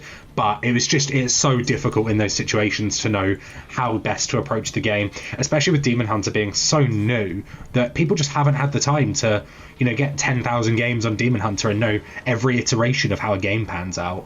And Ramses kind of made ball control with both of his decks look effortless there, although you have mentioned on this desk that Flamekilla, there are different paths he could have taken, so maybe he gave up that control too easily. But compared to the other matches we've seen so far, how does Ramses' ball control compare, Falcone? How does Ramses' board control compare? Well, he was doing a very good job of it. Again, I'm going to go back to the Faceless Corruptor. It's such a powerful tool alongside all of the lackeys, which I think is something Toastmaster said a little bit earlier tonight. You play a 1-1 with an incredibly powerful effect, and then suddenly that becomes a 4-4 with Rush at almost no additional cost to yourself. It's very, very good, and it is one of the reasons that this Rogue deck is just so powerful at the moment, and one of the reasons that almost every player in the tournament has brought the Rogue. Let's see what happened when Mayhem met Paradox. Yes, thank you so much, Frankie. Mayhem versus Paradox, and as you may have known, myself, Falcone, and also Toast, we know Paradox fairly well. He's a very prominent UK player, very opinionated as well. Has got a lot of opinions about what he thinks is good in the game, and he's now going to be displaying those, playing that mage that a few people have brought as well. I went on a bit of a trip down memory lane when we mentioned Big Ben. I went and checked out Big Ben and Mysterious's Twitter just to see what's happening. And Mysterious hasn't tweeted since early last year. I miss Mysterious, man. No, me too. It's hard, I think, to be a Hearthstone player that hasn't sort of broken into the scene in a big way at this point. So unfortunately, a few players like them have been taking a step back. But it's cool that we've still got Paradox here. Very different card here in the hand of Mayhem that we haven't actually seen all that much today, which is Mana Burn, which is becoming really oh my god, my words, debilitating. Help someone! Debilitating. Thank you, debilitating. I don't talk for a living. I thought you were trying to say defibrillating or something. I was I've been debilitated over. I'm just going to let you roll with it, mate. Causing heart attacks. It could be. Anyway, the point is that card, you play it, your opponent has 2 fewer mana crystals less turn, and that can be devastating if played at the correct time. It shows that Mayhem is going for a more of a slightly different style of deck here, still very aggressive, but not purely relying on board dominance. Yeah, Mana Burn is definitely an anti-control kind of tech. It's kind of useful in the mirror, but you don't have that many cards in Demon Hunter mirrors, really, because until you get your card drawn skull, there's just a huge fight for the board, and you're kind of dealing with the limited resources. Mana Burn, you're kind of trading a temporary delay in their resources in exchange for one of yours. Yep. And I think it's just a much bigger nod to anti-control, where you can just have, they're powerful turns. Reno Jackson on 6, Reno Jackson on 10, yep. Priest Plague of Death on 9, and you're really trying to block those turns. I mean, you just look at Paradox's deck, right? And 9 mana, Alexstrasza, Dragon Queen Alexstrasza, 10 mana, Kalikos, Puzzle Box of Yogg-Saron, the amazing Reno. None of those cards can be played the turn after a Mana Burn. Yeah. I also see Mana Burn as one of those cards, a bit like what Toast said, is that if you know that there are, the worst case scenario turns for you with some decks, you're like, I know they're going to play this card on this turn and it's going to be a big deal for me. You often see them play it the turn before to make sure that those big swing turns where that individual card that you don't want to see played on the next turn just doesn't get played, essentially. Let's see where we are right now in this matchup, though. We are kind of now heading towards turn 6, and I think Paradox is doing a pretty good job of just stalling things out versus this Demon Hunter so far. Toast, is there any world in which Mayhem wants to play the Altruis and then double Mana Burn just to try and prevent Paradox from being able to clear it? I think that's kind of what he's setting up for here, but a bit later on. Right. We're kind of seeing the actual downside of the Mana Burn here, where he just hasn't been able to have a very proactive turn so far, where the best thing he's played so far is the Satyr Overseer, because these Mana Burns are just sat in hand. Yeah. So that's great for later on when you're going to be denying the turns, but if you haven't had that opening pressure, the mage just doesn't really have so much necessity to really be playing those expensive cards. Suddenly, the fact they can't play their Dragon Queen Alexstrasza, okay, it's a bit annoying, but it's just not the end of the world because you've just done nothing because you've got these 2 mana burns in your hand. Alright, well, Chaos Strike is something. That is card draw. I am surprised that we haven't seen the Altruist yet. I'm trying to work out what he's... I guess he's waiting for some cycle, waiting for maybe Skull of Gul'dan, and then going to play it after that. But, yeah, or just trying to use it as like a big burn finisher. So maybe or when there's just not something that can contest it on board, and a Malagos is at 2/8. That's very, very difficult to kill, and the 2 attack lines up perfectly for the Altruist. In what world is there nothing to contest it on the board now? Like, Paradox has the board now. He's not going to let go at any time. He's got the big minions, right? He beats Mayhem far greater than card for card. So it's going to have to be used as a board clear, I suppose. Around now, the Spectral Sight might actually be enough to warrant playing the Altruist now and just... Are you ever going to get 7 damage with Altruist this turn? Right. Well, so the issue is he's been trying to wait for as long as he can to try and get as many as many cheap cards in his hand as possible. And I think you're right that this is a really, really good hand now. Yeah. I believe he can actually play almost everything here. Yeah, he I can think he's shy 1 mana from dumping his entire hand, but that is going to push a lot of damage. If he chooses to use these mana burns as well, it's a big denial of Paradox turns. You talked earlier about Dragon Queen Alexstrasza, and this is actually a huge ball to him. This is where the Beast has really worked against Paradox. Well, this explains what I was asking. What is the Altruist being saved for? It's this. It also answers the whole point of, I was saying, yeah, but when is Paradox ever going to have an empty board? There's no way that Mayhem ever deals with it. That's how he deals with it. There we go. We've seen it firsthand. It all comes together. Does Paradox have it? He's got Reno, the Relicologist. That'll do something. Oh, Altruist was dealt with. It just leaves a 3/2 on the board. Okay, that's important. These are kind of the turns now where the Nova here is actually a great nod to mana burn, because if you think you might be getting mana burn, you need to stop as much damage in the short term as possible. We see here that if Warglaves have been picked up, that's 7 damage if the 3/2 had been able to connect as well. He's got to play, which just leaves you ready to die. I think he has to play 1. I think he has to play both. I mean, I've got confirmation bias because I'm staring at the Tiamat in hand, but from where I'm sitting, if he doesn't play both, there's a big taunt in the way, he never gets the damage through. If he plays them both this turn, there is a chance that he draws lethal next turn and wins the game, and that's what he's playing to now. Yeah, maybe he recognises that, like you said, Tiamat would actually just be game ending, so he can say, well, I'll give myself 1 draw rather than 2 draws, but losing to some of Paradox's, which, you really can't fault. It's a very reasonable line to take here, and we're going to have to see if this can get it done. It's going to go down to 2. The Alexstrasza is probably going to come down, though, and send it back up to 15, and that's probably going to be the game. This is game over. Mayhem's out of resources. The Ooze does nothing. It's basically a blank card, and he could potentially draw Skull this turn, get Metamorphosis, and just look for burn. Metamorphosis is there already, so maybe there is a line here now where he can actually push forward the weapon each turn. Obviously, we can see the Tiamat's coming down, but if there's a way to get through the Tiamat, maybe a Kane Sun Fury is picked up or something. It's only 1 off lethal next turn, even with the Tiamat. Has he got anything else in his deck that can go direct? I mean, has he got He's got Kane Sun Fury. Kane Sun Fury can come down, which will ignore Kane. Yeah. Or Glaive-bound Adept would also go to the face, because he could just attack the minion with his hero and then use that to go face. So I may have called this a little bit too soon. There are outs here. Ice Barrier... This Ice Barrier is... Well, yeah, because everything that goes face here is going to be attacking, right? There's no... Oh no, Glaive-bound Adept would still... Glaive-bound Adept wouldn't, yeah. So 2 outs on the deck, by the looks of things, for Mayhem. Oh, what an exciting game. But also, Skull can find those and maybe get there. It's going to have to be. It's going to have to be Bone. Bone Wraith Ice Barrier is the most defensive line from Paradox. Yeah.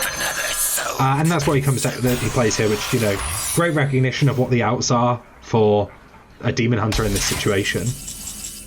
Umberwing's not going to do it. He's got another turn though. He has got another turn. Yeah, that's the thing. That's the problem this Mage deck has. Where the Mage just. I'm going to say stabilised in the very loosest sense of the term here, but they've not had enough time to proactively set up 2-turn lethal. We can see Dragon Queen Alexstrasza is in the hand ready to go, and we might see that come down, which, you know, could give a game-ending dragon, something like Nazari, for instance, restoring both players' health to 30. That would just end the game. But, you know, we do get another turn here as the Demon Hunter. A Gladebound Adept would still be lethal if you send this Metamorphosis to face this turn. 1 HP here for Paradox, and again, like we said, there are ways of actually dealing damage, and Gladebound Adept would be a really big draw for... He's not considering swinging, is he? So if he swings, he can kill the 2/5 because his hero can attack again, and then he can have the Underwing set up. But I was thinking don't swing because of the Gladebound Adept's potential out, but then again he's still got another weapon, he's still got his hero power, so actually just forget that. The swinging would be fine. Maybe he decided eventually it would be unnecessary to take that 2 damage right now. I think maybe just there's no benefit. And the Deep Freeze is actually going to lock out the game. That means that the Gladebound Adept cannot be activated, and 2 water elementals going to freeze the face every turn. Even if didn't find the draw anyway, but that was great recognition from Paradox as to what the actual... Even Kane wouldn't have been lethal due to the ice barrier, so as you said, that was absolutely a lockout. Great pick to lock out the game from Paradox there. Yeah, that was nice from him, and he played every single out that he needed to make sure that he didn't get sort of capitalized on by some of those direct damage sources like Kane and like Gladebound Adept. It was a good play from Paradox, and he takes that first game on the Mage.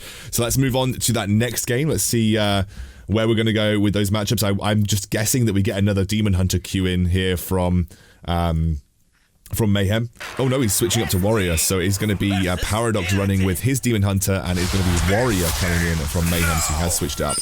I love the Deathwing skin. It's so cool. Yeah, it's so cool. Nice. But yeah, okay, so Paradox on the Demon Hunter, as we've sort of hinted out, though we haven't seen this matchup yet today, this should be a Warrior favourite purely because of Armor Smith and Risky Skipper. That is a combination of cards that is brutal to any aggro deck. For those of you that don't know, Risky Skipper is a 1-mana pirate, where every time you... I'm there! Oh, no, okay, I got excited, that's the wrong pirate. When you play the Risky Skipper, then every time you play another minion, all of your minions take damage. If you play Armor Smith, for each damage one of your minions takes, you gain 1 armor. So if you've got a few minions on the board, a Risky Skipper into Armor Smith turn can generate upwards of 10 armor very quickly. It's one of Injured Tolvir coming in quite nicely here. It's really, really good as a coin out play against Demon Hunter when you have follow-up. It lines up really well to kill that 1-drops. That 1-drops can sometimes snowball a lot. You know, we've talked a lot about Battle Fiend being a very, very key 1-drop because of its snowball potential. And following up with a Corsair Cash, after the opposing Demon Hunter's not really done a lot, I'm picking up the Ankar. Ankar is the best weapon in this deck. It only runs 3, and Ankar is really the one you want to be drawing of Corsair Cash because it just draws more with your deck. Now, Toast, I don't want to call this early, but this is feeling like it might already be GG to me. Because Ankar is guaranteed to draw the Risky Skipper at some point, and there's 2 Armor Smiths in the hand. Yeah, and this has been a very, very slow start for Demon Hunter. Typically, the way the Warrior loses is just by taking too much damage early and not being able to stabilize. The 3 turns doesn't sound like a lot, but giving this Warrior deck that's done this 3 turns is actually a lot.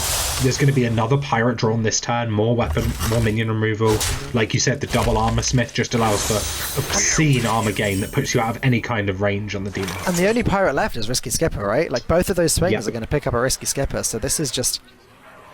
I don't know. Like, I don't know what Paradox is going to have to do to create a board that's going to deal enough damage to deal with all of this, but with the defensive tools like this Warmaul Challenger to just deal with a minion instantly and then just leave a pesky 1/6 body on the board. You're feeling really good right now if you're Mayhem. Even if he, you know, ends up running out, he's got the battle rage to start generating cards back. You know, so I think, you know, he's going to be able to essentially refill his entire hand, even if he commits everything to generate a huge amount of armor. Not that he needs to right now, but he has lots of ways to just continuously generate cards back into his hand. So he's in such a solid position, I think, and it is a big, clunky hand. I mean, yes, okay, we've got 2 Skulls of Gul'dan now on the left-hand side of Paradox's hand, and he'd have to get some insane draws of those to be able to swing himself back into this game, I think.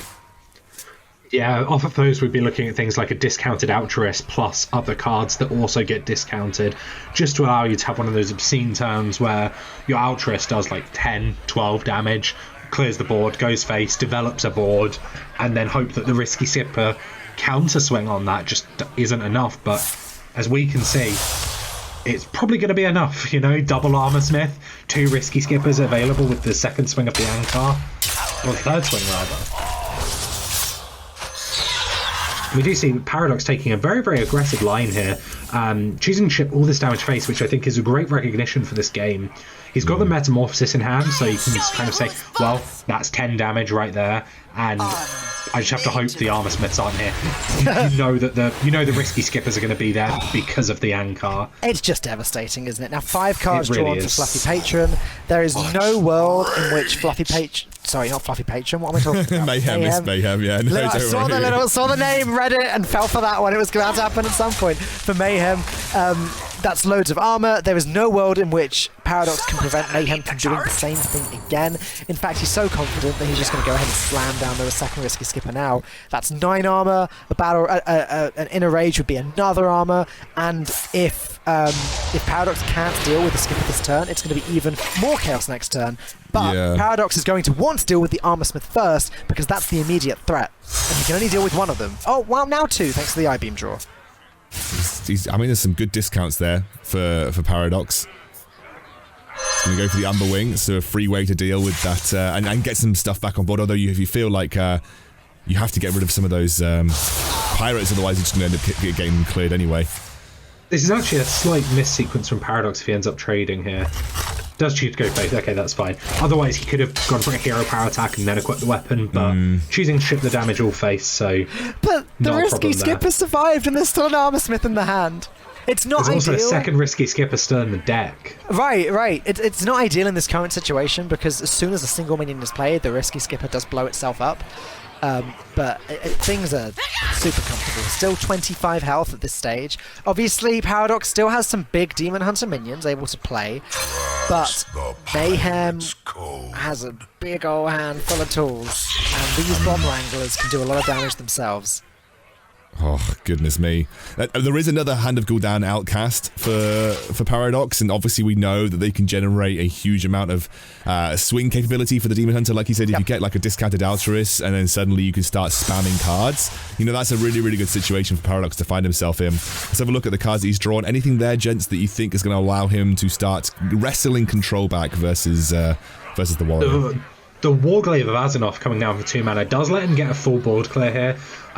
The problem Altruist actually has is if there's a Bomb Wrangler on the board you can't deal with, it just keeps spawning bombs and then killing them, and just risks like hitting the own Altruist with the bombs and dying. So if maybe this is Paradox's out, if the Bomb Wranglers can be played early enough that doesn't happen, and he can draw the Altruist with this very, very cheap hand before a second huge Armor Smith turn comes in, maybe that's what is his out to play to here. But this is a very, very difficult situation as a Demon Hunter. He's just going face, maybe playing for that Metamorphosis game plan and going for an Altruist one turn kill. I mean, he what do you make of this face game plan from Paradox? What out is he playing for a Metamorphosis out here? Is he going for just a huge damage swing turn? At the end of the day, Metamorphosis is only 10 damage over 7 turns.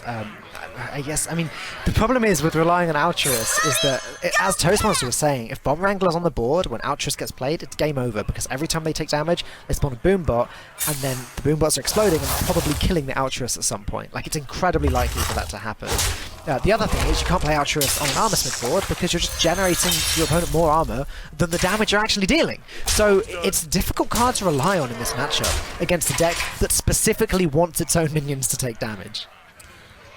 Yeah, I feel like Paradox has just kind of tunneled himself into a game plan where he has to hit the burn, because we saw there he forewent board control just to do that, and maybe that's his only way in here. It's a very, very difficult situation because you know this warrior is going to kill you at some point. We can see the Cork-Friendly Rampage and Bloodsworn Mercenary in hand. We've already seen, I think it's only one Inner Rage so far, so the second Inner Rage does enable those. And that's just a very, very difficult situation to be in, that at some point this 18 damage from hand combo is going to come down and you're at 21. Yep. Yep, exactly. If Mayhem wants to right now, he can play the Armor Smith and trade in the 1/1 and also a Bomb Wrangler just to generate that extra armor, but it doesn't seem necessary at this point. Still comfortably on 19 effective health, going to go up to 21 just by pressing the hero power button.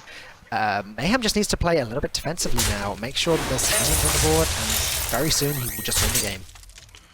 Yeah, with Bomb Wranglers and, Armor Smith and things, board space actually becomes an issue, because the Bomb Wranglers, if you have two of them, they're spawning bombs every turn, and it actually fills up your board to the point where you miss out on bomb damage. But as we can see, the Terran Gorfiend coming down, it's absolutely huge if that gets popped. I know this is probably a little bit too greedy, Toast, but for me, the dream is Terran Gorfiend, and then get it damaged, and then Blood Sworn it. And then you've got two sets of minions. It's so greedy, but... I mean, there are two Bloodspawn mercenaries in the deck, and this is only one of them, so it's actually not even that unreasonable here, potentially. Or you just save it for lethal with Corcoran Elite, though. Then again, you really don't need it. Like, Corcoran Elite on its own with an Inner Rage and Double Rampage is going to be lethal soon. I mean, this is actually just lethal, depending on what happens with these minions, which it's not super likely that they die, 4 health each and face, and there's only 6 damage coming out of this Priestess of Fury. You don't want Terran to die as well. Terran Gorfiend Yeah, and Terran can't die, but if Terran lives and Double Rampage comes down, that's going to be 9 damage, plus the weapon, that's 11. There's a Goblin Lackey already and Corcoran, that's just going to be lethal. So I think this might actually just be checkmate regardless of what happens. This is just checkmate, yeah. Well, I guess the scenario in which the 3/4 was killed and the Terran didn't take any damage, that was the only way that... But then you can just play Risky Skipper, Corcoran, of course, yeah, I completely forgot about Risky Skipper, yeah. There you go. Wow, well, I mean, okay, there's not that much post-game analysis we can really give to this game. I'm going to be straight up with you here. Mayhem was dealt the better hand. There's no question about that. But by the first turn, both Armor Smiths and thanks to the anchor being drawn, both Risky Skippers were available. There really wasn't that much that Paradox could have done. Yeah, I would be inclined to agree here. I think you just had the perfect tools to stall out and clear board versus the Demon Hunter, and we're going to skip now into our third game of this matchup. And I think you guessed it. It is obviously the Demon Hunter versus Demon Hunter Mirror. How do these two lists differ between Paradox and Mayhem? Have you seen any major differences between the two Demon Hunter lists? The major difference is the one card I pointed out earlier, the Mana Burn, which I don't think is going to be great specifically in this matchup. It's, as Toast was saying, it's a nod to control decks, and obviously against the Demon Hunter, it tends to be the case of the more aggressive deck, the one that gets hold of the board first, is going to be the victor. Looking at how the Outcast cards have lined up, that's really nice for Mayhem. The thing, though, for Mayhem's deck is he actually does have the Acidic Swamp Ooze, which in the mirror can be really, really powerful. Often we see... when one person just has a small board and they get the Warglaives of Azzinoth up, they can just kind of preemptively load that for a future tempo turn when your opponent tries to develop. But suddenly when you have the Ooze, you just always have the threat that if they do that, you can ooze them. And then they've just lost 5 mana and not really done a lot for it. And I think that is potentially a key card in this matchup as well. In a similar vein, though, we actually see Paradox is playing Frozen Shadow Weaver, which is a card that we do see in this deck a little bit here and there. We've already seen it on the broadcast tonight. And that's really powerful in the mirror as well, for similar reasons that Oozes, where you can actually just get initiative. You can freeze your opponent's face on things like a Warglaive. But the thing with Frozen Shadow Weaver is you can actually use it proactively against Warglaive. So even if they don't have it in play yet, you can use it to prevent it being an option. Well, you can see big board being generated here by Paradox, and he has that Battle Fiend going now as well. That's 2 and 2, and obviously we've got Spectral Sight, we've got I-Beam here, we've got Twin Strike if he wants it as well. So there are options for Mayhem to deal with this. I think he may just end up I-Beaming and maybe even Spectral Sighting after this. Yeah, I'd be surprised with this hand if we don't see a Spectral Sight coming down. This Sigil Runner, you're probably assuming you can clear up at some point. You could maybe even use the Twin Slice if you wanted to. But you just don't really have anything to do for turn 4, and with this kind of hand, you do just need to make sure you're finding something to bridge your gap into your Warglaive, Skull, Metamorphosis kind of turns. Alright, wow. Paradox not able to do all that much this turn. It's going to be an unfortunate 1-drop into hero power, which is, it's fine. He's developing a little bit of momentum onto the board, but it's not what you want. You want to be making the big plays, making the big swings, and causing your opponent to have to do some work to catch up. But now Mayhem is able to play the Star Overseer, and hero power down one of the 2 minions on the board without even using up any cards. And now it's down to Paradox once again to be clearing Mayhem's cards off of the board. You can see here, unless Paradox draws something this turn, it's not great. Or Kane's Sun Fury, huge though, just because it gives him something proactive to spend his mana on. We can see that he's got Warglaives coming down. He's got a Skull that's probably unlikely to be used. I mean, I touched on it a little bit earlier, where the downside of Priestess of Fury is that it can leave Skull being a bit clunky, or just any Outcast cards, because you've got a Priestess of Fury just on the far left of your hand taking up the Outcast slot. But Kane's Sun Fury just great at bridging the gap there for Paradox. Really, the Warglaives, though, just going to allow Mayhem to trade up and clear the board out as evenly as possible.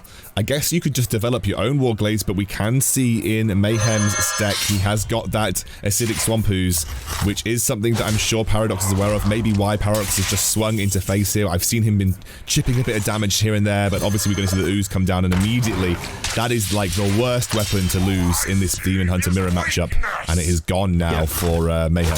Sorry, for Paradox. And I wonder, we'll probably see this mana burn come down as well. And this is kind of the stage of the game where mana burn shines. You know your opponent's got a pretty awkward hand. They just played a Warglaive knowing you have an Ooze. They probably don't have anything better, and you've just sent them back down to 4 mana. You know, that's very, very difficult to deal with. Also, you know that turn 6 is a swing turn, right? Turn 6 is like if he has an Outcast, Skull of Gul'dan, like he's going to play it on turn 6. So this is just either delaying it or making that more awkward for Paradox in the long run. Well, there you go, as you were saying, Scoundrel. There is the Skull. It comes down. And Chaos Strike Battle Fiend, 0 mana, 0 mana, 0 mana. 3 cards available. Obviously, I-Beam still ends up costing 1 because of the weird interaction about how when it's Outcast, it costs 1, which I don't know if that's actually supposed to be that way or something they need to update. That is how it's supposed to work. Okay. And Chaos Strike, obviously being able to draw a card, deals some more damage. Battle Fiend is just another minion on the board. That's more pressure for Paradox to have to deal with. Things are looking very good for Mayhem. Yeah, interesting that he's choosing to hold this second 0 mana Battle Fiend. That seems kind of like a nod to an Altruist turn that he's kind of hoping to draw. Or maybe just actually, on the converse, play around Paradox's Altruist. But I would have kind of liked to have seen it here. You know that Paradox plays a Priestess of Fury. Quite possible to be coming down. You kind of want more health in minions on the board. Well, Priestess of Fury has been slammed. It was that 7 mana turn. He's going to clear out the Battle Fiend to see if he can clear it up, and he does get a pretty good result. In fact, the best result I think possible that Paradox was hoping for, a full board clear with the Priestess of Fury, and now it is up to Mayhem to try and deal with this. He has options in hand. He definitely has options. He's got that I-Beam that now does cost 0, that it is not Outcast. Yep. He also has Metamorphosis if he wants it. So there is ways for him to actually clear this and get back onto the board. So Paradox definitely not out of the woods, but he has got Skull of Gul'dan Outcast next turn, so he can start to search for answers. Yeah, it's actually really, really rough here because it's not actually that far off lethal with Metamorphosis, but going for that leaves this Priestess of Fury up, which is you can't leave the Priestess of Fury up here. Basically, it's too much damage. It's effectively 12 damage if you leave it up, and having to trade into it and then go for the lethal setup for next turn. But if we see next turn, there's going to be the second swing of Metamorphosis, the regular Demon Hunter hero power, that's 6, Gravebound Adept, and that's 10. Yep. So from hand, there's 10 damage next turn. So we're going to have to see if Paradox is able to set this up. The I-Beam pickup is huge. That puts him to 12 and out of range of that. Yeah, 12 is a nice position to be in. So it's... Wait, is that definitely not lethal though? So Metamorphosis, Gravebound, second slice, hero power... It's 11, isn't it? Oh wait, plus the weapon. He can play everything. Do we have mana to do that? We do have mana to do that. Yeah, we do have mana to do it. So 2 mana for the 2 frozen though. The freeze. Shadow Weaver comes in. It's lethal next turn if he survives, but 4, 5, 6. This happens so much in Demon Hunter mirrors where every turn the other person just has lethal next turn if. Oh, none of this is good. But hang on a second. So Mayhem can use his hero power to clear up one of the minions, just to sort of stay as healthy as possible. Then next turn we've got 2 damage from the Chaos Strike, we've got 4 damage from the Gravebound, We've got 1 damage from the Underwing, we've got 1 damage from the second slice, we've got 1 damage from the hero power, and another card drawn, well, another 2 card drawn. Yeah, but I don't think that's the issue. The issue is that he's on 15 and there is a board power of 6, and you know that there could be these kind of swingy high damage turns from Demon Hunter. He definitely clears a minion with the hero power. Yeah. That is 100%. So he leaves a board power of 3 on the board, I guess, with the hero power and the 2/2, which becomes a 3/2. Equipping the weapon to get some 1/1s on the board. Yeah, I mean, it's kind of sad that we're in that position, but these 1/1s could make the difference. They definitely it's could. also the thing of pre-equipping the weapon actually preloads that 1 damage for next turn that you kind of need to do. What do you take? Do you take Skull of Gul'dan or Glavebound Adept? So we know that this is just going to be the top card of the deck, so yeah. It's really tough here. I don't think... This is so tough because you know you're going to get the Outcast on the Skull if you pick that. Warglaves is just pretty good, but maybe Warglaves isn't enough here, so you should be taking the Glavebound Adept. I believe that's what Paradox has taken, just going for the damage line here. He's going to clear up this board, obviously. I think he has to. He's so low, and he knows that there's been cards that have been held onto. Falcone, you were calculating how close Mayhem is to lethal in this situation. What? Well, I'm counting 11 right now. So that'd be 1 off at the moment. Spectral Sight, it costs mana, that's the problem. Maybe I miscounted. He seems pretty confident. Wait, hang on, I wasn't... It's because the minions in play. I wasn't counting the minions. I wasn't counting the minions. Exactly. Yeah, okay, that's it's just lethal. All right. He's just double counting. Maybe he should as well if he's taking his time. Wait, so... Or maybe I was counting them. It was still 1 off. It was still 1 off. Okay, it was still 1 off, counting yeah. the minions. Kane is another 3 damage, but at the cost of playing the Glavebound Adept. So he's going to have to clear some... Chaos Strike into... perhaps is there a second Twin Slice available? Oh, Skull! Skull could give... you'd have the mana for the Altruist now is the problem. He's doing it! That's going nothing. for it. Nothing. That's nothing. There's the Altruist, but it's just... The Altruist nerf has actually cost this game, I think. And that's not the first time you've said that, this broadcast. It's not specifically... I know, these nerfs have been very key in how this works. I mean, if we look at this, if the Altruist was 0 mana, your hero would you'd do 3 AoE, and your hero power would go up to 6... Oh no, it wouldn't even be enough. Never mind, ignore me. Demon Hunters are hard. Irrespective, Paradox.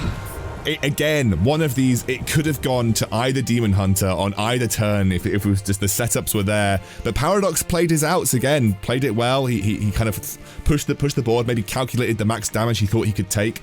And frankly, Paradox takes the win in the group. Hang on a second, boys.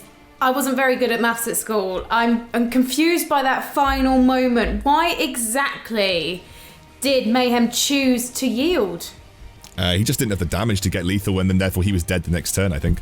Yeah, and Paradox had lethal on the backswing. Yep. I'm wondering about the Glavebound Adept versus the Skull of Gul'dan. We had 3 cards on the board, but those are the 2 that you guys were like, right, he's got to choose one or the other. So why was Glavebound the card to go for? Well, he went with the Skull, but the Glavebound would have... Sorry. Yeah, that's okay. The Glavebound would have allowed him to potentially start clearing up the board and maybe reduce Paradox's damage so that it wasn't lethal, but ultimately, after sitting there and doing the maths, he decided, you know what, I am far less likely to win that way because Paradox is extremely likely, if he doesn't have lethal already, to draw it in the next turn. So the only way I win is by getting something incredible from the Skull of Gul'dan and being able to play it right now. And unfortunately, it didn't pull through.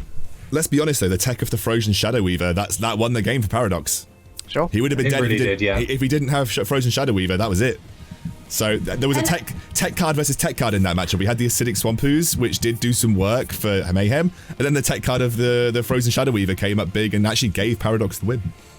I actually think if we looked at both, if that Warglaive didn't get oozed, Paradox probably would have won a lot sooner, and if the face didn't get frozen by Paradox, Paradox would have lost. So I actually think both tech cards swung the game either side that game. Well, let's rewind to game number 2. This was Mayhem's Warrior versus Paradox's Demon Hunter. And were you surprised actually that game lasted as long as it did? Because with the warrior, Mayhem had an extremely strong hand to begin with, so I was expecting this one to be over super fast, Falcone, especially from your enthusiasm. All I managed to conclude was that Armor Smith, it needs to be nerfed, surely. That's an insane card. Well, it's the kind of matchup where, if you think back to the old Reno Jackson days, where there was a card where when you played it, it healed you to full health, and in many cases you just won the game against aggro. It's kind of like that. The game isn't necessarily going to be fast, because the Demon Hunter has to play it out and assume the cards aren't there. Honestly, it's the kind of game where with the opening draw, if the players had the ability to show each other their hands and say, oh, I've got it, then the Demon Hunter might just concede instantly, it would end the game. But obviously, the Demon Hunter plays as if the cards aren't there, and the Warrior has to wait and play the Armor Smith at the correct time. So, although on paper it's obvious who wins, both players do have to play out the game because the Demon Hunter doesn't know for sure the Warrior's got it. So we are going to take a quick ad break, and then when we come back we'll be looking forward to those semi-final matches and finding out who makes it to the grand final. One special thank you we'd like to give is to paysafecard. Not only did they get involved in M.E.O national events in Austria, Italy, Greece, Germany and Spain, but they are giving €1,000 prize money to each of our 3 winners across all 3 titles. PaySafeCard allows you to shop online safely and securely. For more info, head to paysafecard.com. Welcome back to Red Bull MEO Season 2. This show is all about Hearthstone, and before the break we find out which 4 of our players made it through to the semi-finals. It is all about sudden death, sudden eliminations now. No prisoners, no mercy as we head into these final 4 games, because we've got our 2 semi-finals. We're followed by our 3rd place bronze medal match and then our grand final, and they're all best of 3s, and everything is to play for because the first prize is a whopping €25,000. So we sent off our intrepid reporter Freya to talk to one of our semi-finalists. This is her interview with Ramses. I'm very excited to be joined here by Philip from Germany. Thank you so much for taking the time out of your day to join me. I first of all just wanted to get your impressions of your group overall, Group C for Red Bull MEO. I have no idea who is playing against me. I don't know the players. I am not a Hearthstone pro who is playing much tournaments. I'm streaming Hearthstone most of the time, and just play for fun and not going for a pro level. Oh, that's really interesting. So what has your kind of preparation and practice been like coming into the tournament? As you said, this is your first time being at Red Bull MEO. I just play with a friend who's already qualified for Austria. This is Chris, and we just played some games against. We beat each other. We play many games. It's we are not playing. I think we are near to 50%. Well, thank you so much for taking the time out of your day to join me, and best of luck for this weekend.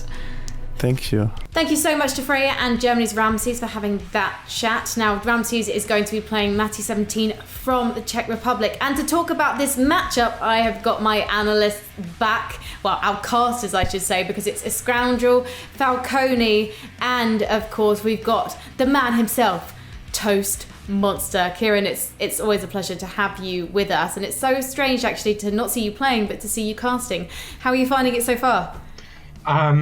Yeah, it does make you kind of miss playing a bit, but being on this side of the desk is definitely refreshing. Well, let's talk about this matchup then. Both of them we saw playing earlier on in the show. And Matty, let's talk through his decks. Demon Hunter, he's got the Galakron Rogue and the Highlander Hunter.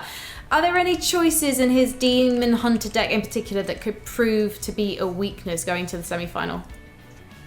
I think kind of the big talking point for Demon Hunters, we've touched on it a bit already, is whether they're playing the Priestess of Fury or not. We see that he actually does have the Raging Fell Screamers as well, which are the 4-mana 4/4 discount a demon by 2. So sometimes you get to curve that into a turn 5 Priestess of Fury, which is really, really powerful. And if you can do that, there's not really that many decks that have great answers to that if you'd had the early game going into it as well. And so I think really it's just kind of all going to be around that. He doesn't have any of the tech cards that we've seen, like Acidic Swampus or abilities to freeze his opponent's face. So I think he's just kind of gone for the core. I'm going to play Demon Hunter, I'm going to do broken things, and it's going to work. Is it going to work against Ramses, though, Falcone? Because we've seen this as a player who always likes to get early ball control. Is it going to work? I mean, there's only one way to find out, Frankie. This is Hearthstone. It's also best out of 3. Hearthstone can be swingy at the best of times. Best out of 3 means that, honestly, it could go either way. I'm just excited to watch some action. Oh, well, that sounds like the perfect segue into our first semi-final then, gentlemen. Matty 17 versus Ramses. Please, Falcone, Toastmaster and Xscoundrel, take it away. Thank you very much, Frankie. Let's dive into this semi-final, and we are starting up with Ramses bringing his Demon Hunter, going into the Hunter from Matty. So wanted to see how this one winds up. I'm actually quite glad I've got Toast with this. Toast is what I call my anti-sap caster protection, because you can't sap casters if you've got a pro player commentating, because it just doesn't work. Twitch chat will not be able to comprehend it. That. You're only allowed to run 2 saps and there's 3 casters. But who dodges it? That's the question. Probably Toast, to be honest, Falcone. I don't want to, I think Toast gets away because he's the pro player. He always gets favoritism. Right, let's take a look at this opening hand, because there's already some complicated decisions from Ramses here. He's got 2 blazing battle mages in hand and a coin to play them both if he wants to, though it does mess up his curve, and they are weak to that hero power of Matty's. Obviously, Matty has the Dwarven Sharpshooter on the board, which means the hero power can actually target a minion, and because of that, Ramses has decided not to play either of the 2/2s that would just die to the hero power, which is really unfortunate, but makes a lot of sense. Yeah, I mean, the blazing the Dwarven Sharpshooter just lines up so badly against Blazing Battle Mage, and it's one of the key cards for Hunter in this matchup. All of the Demon Hunter 1-drops come out as 1/2s or 2/2s. 2 health is the key breakpoint for Demon Hunters, and just giving Hunter a free kill on that on turn 2, when look, he's going to hero power anyway. That's like his best play available that he thinks he wants to do this turn. So you just be playing right into it, and that's kind of why it's such a difficult card for Hunters to deal, for Demon Hunter to deal with, rather. Man, if he had something like Twin Strikes, he'd be in a much better position. Is he forced to just use the I-Beam here and then just slam one of his 2/2s? Because the other thing that you could do, this is not a good play, especially with the Dwarven Sharpshooter on the board. So I feel like you're almost forced to use the I-Beam here, or you just sort of like randomly start chunking it down with your hero power over a couple of turns. Yeah, I think the I-Beam kind of makes a lot of sense here, because it's on the it's already in the outcast position, and if we look at the hand, you don't get to play it for a while. The alternative is just go for double 1-drop, and you say, well, on turn 3, if my opponent uses their hero power to kill one of my minions, I'm actually kind of happy with that. They don't really have that many 1-drops. They've got a Dwarven Battle Mage or maybe a Guardian Orc Merchant, but they didn't play them last turn, so you can kind of get the read. They didn't have 1-drops, and they had no 2-drop last turn. They just chose to hero power. So you're kind of trying to force your opponent to play off curve by doing this and saying, well, maybe I draw something next turn I want to I-Beam, or maybe I just save it for much later in the game on bigger minions. So he's going to get away with a trade on this next turn. Dwarven Sharpshooter will eventually go down, which will start to make things like that Satyr Overseer a bit safer. Yeah, absolutely. And you brought it up. Satyr Overseer is looking like a fantastic play for Ramses this turn. The question is, does he want to play that and coin out the hero power or not? Obviously, doing so would bring the 2/2 out on the board. It would mean that Matty can't completely clear using the board alone, but it does mess up the curve a little bit, as it means that Ramses will only have 4 mana to play with next turn. That doesn't stack up that well with the hand. I guess Chaos Strike plus I-Beam, but there'll be another card drawn, so it doesn't work out perfectly either way. There's the trade, though. This is a nice big board.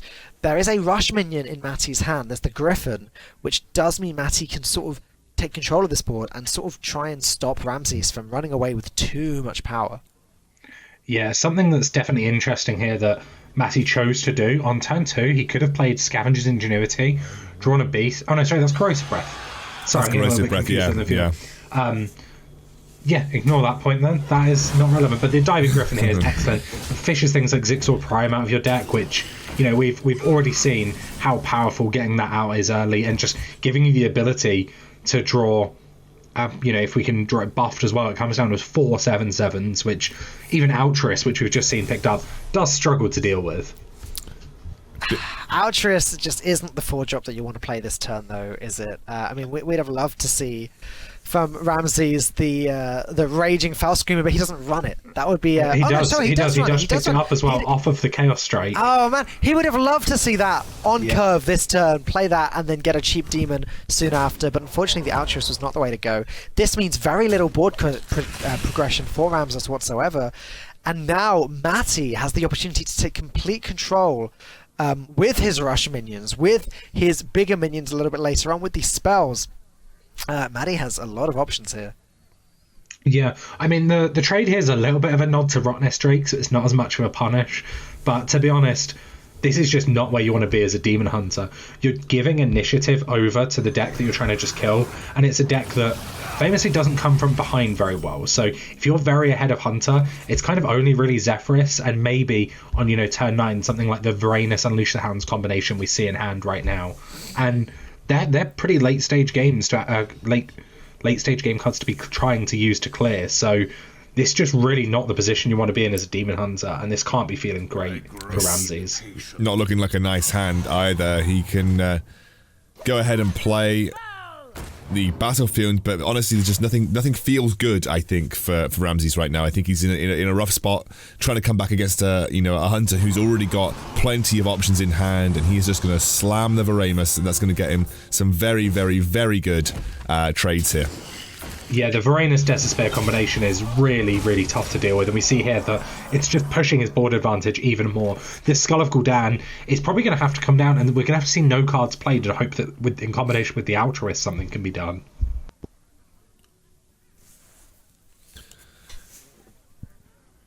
I feel like Shadow Mage picked up. Sorry, Scan, cut you off there. Frozen Shadow Mage picked up. It's got to be tempting just to put a stop to that Varanus, as that is a lot of damage coming in next turn. But Skull of Gul'dan really is the play to win, whereas the Frozen Shadow Weaver was the play to survive.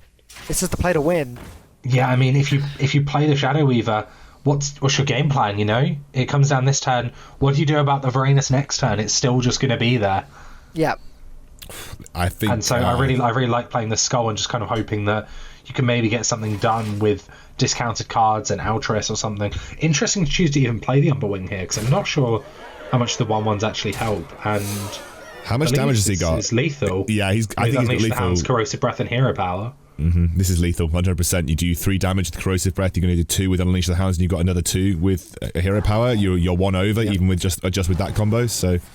I'm not sure if he was going to win anyway, but the Umberwing actually did play into this combination. Without the Unleash the Hounds, you'd be on 1, and you've got an I-Beam, so maybe there'd have been something, but I think the hand was just too expensive here for the Altruist to even work anyway, to be honest. There you go. Demon Hunter can lose games against decks that aren't Warrior. It is possible.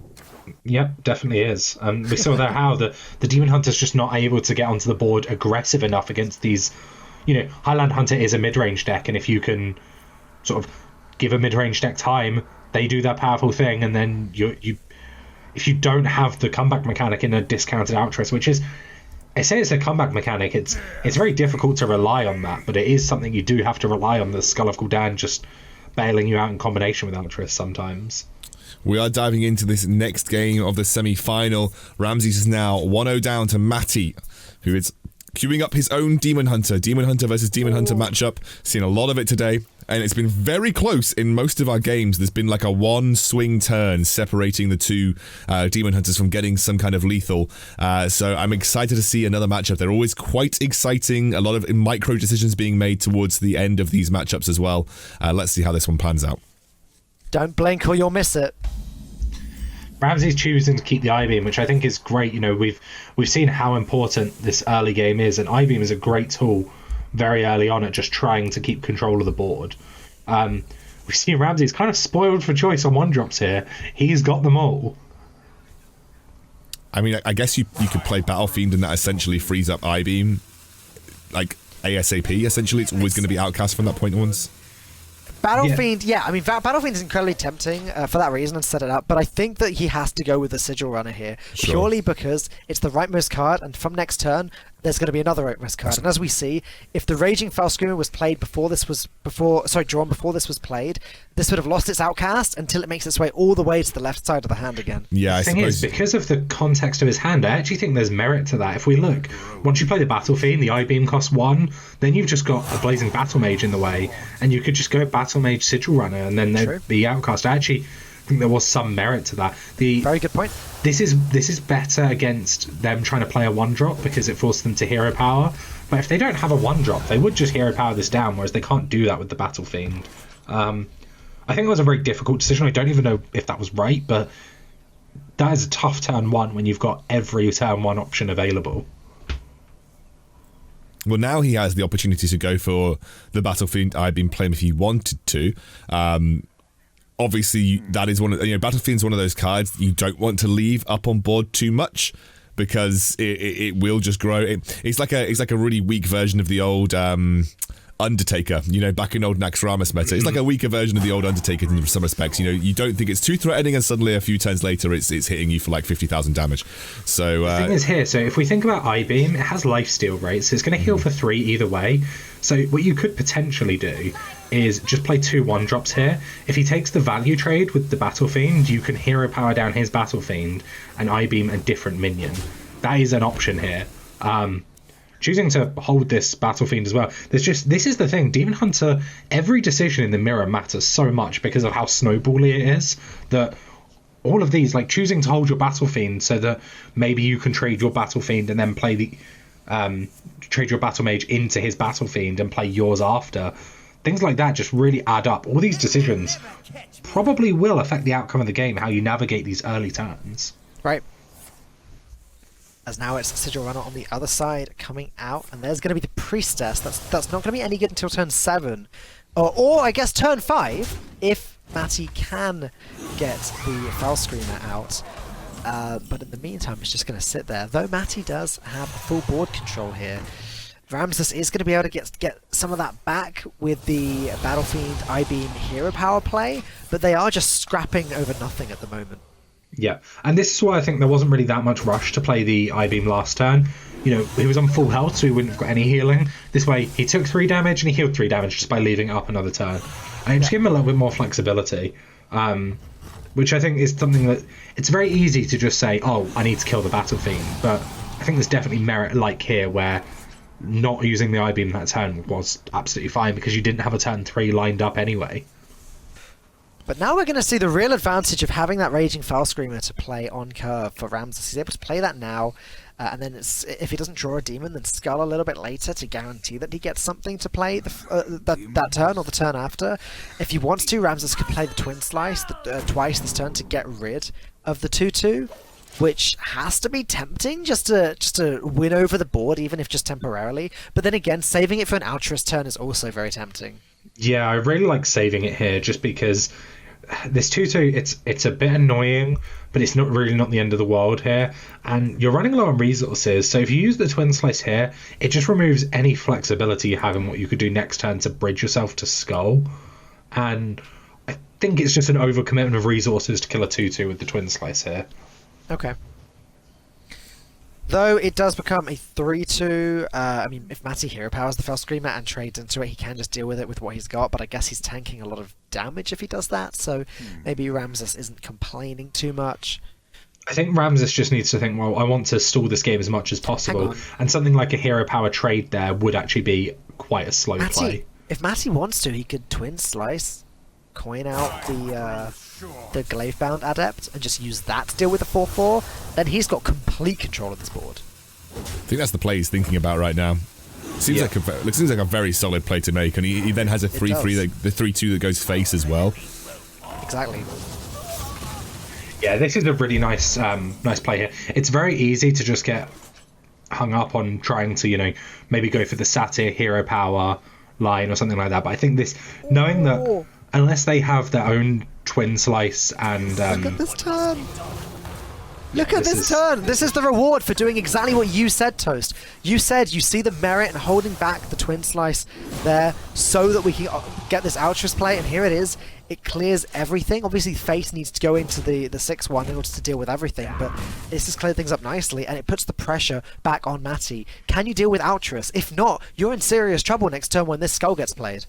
Yeah, I mean, obviously, there's the second half of... I believe it's the second half of Twin Slice, so he does know that it is available with the hero power, and I think it's the second half.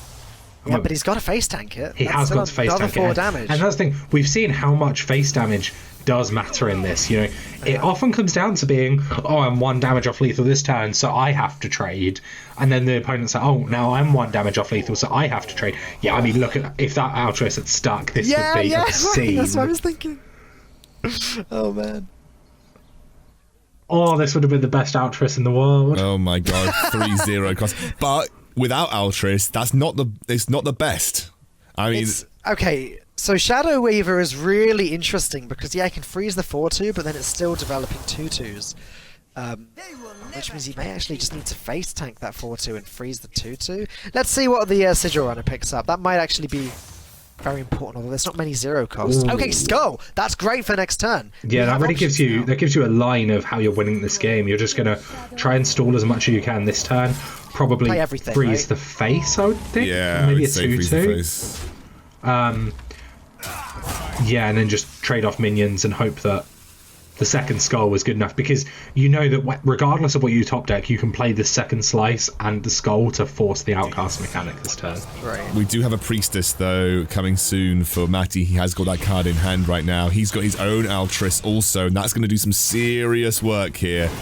I think this Altruis is pretty brutal if you're side of Ramses. Obviously you've got answers. You have that skull, you have that second slice, so you can get rid of it. Ooh, do you ever want to play Metamorphosis here instead of the skull? And it's very risky because you're all in on the burn plan if you do that. You can still use the second slice to clean up the Altruis, but I think this is actually just the responsible play. Look at the damage he can throw in as well, like next turn. He's got a lot of burst damage next turn. Yeah, he really does. Priestess. It does make you tempted to leave the Altruis up. There's only 1 card in hand, right? Unless that's Skull of Gul'dan, then you actually have, like, if you just go face now, like, you've got the potential to burst him down for a lot of damage. So if we do the counting, so we've got 3 damage this turn. There's no reason to play the Chaos Strike because there's nothing else we can play this turn that we'd want to draw off it, so we could save that for Surprise Burst. Yeah. Then we would need... So we've got the Chaos Bound... we've got the Glaive Bound Adept next turn, 4. Chaos Strike's 2, that's 6. We already pushed 3, so he's on 13. Then the Warglaives, that's 4 mana. We're just a mana off. I think that's what he's counting right now. He's a mana off just if going face here and having lethal in hand next turn. That's crazy. Looking at 9 damage available for Matty right now, but that uses all of his mana. Skull! Oh. Skull, I think he's got to play the Priestess. Yeah, the Priestess Fury is definitely coming down here. It's way more proactive. So good on curve, and as long as Ramses doesn't have lethal, you're just locking out the game. Yeah. But that is as long as he doesn't have lethal, and there is a lot of surprise damage coming from Ramses potentially here. I don't think that's going to do it, though. Like we said, he just doesn't have the mana. If he had the mana, then he could have gone for the face play, but I just don't think he's got the mana, Nick, this turn. Well, you start with the Chaos Strike, right, to see the next card, surely? Yeah, there's nothing in your hand that's relevant about, hand positioning, so 0 mana draw. Unless you think you're not playing Chaos Strike for some reason this turn, but you're on 2 health, this hand doesn't answer it. You need to draw a card. There's just lethal. Just the weapon is lethal, right? Just taking away everything else, the weapon plus the hero power is lethal. Doesn't matter what you clear. Okay. Unless you pick up lethal here, you're dead. Game, yeah. And that is going to be game. Matty is going to take a 2-0 this series. Yeah. And he does concede, knows that there is nothing he can do about it. He was so close to having his own lethal. He said again, it is literally a game of inches in the Demon Hunter versus Demon Hunter matchup.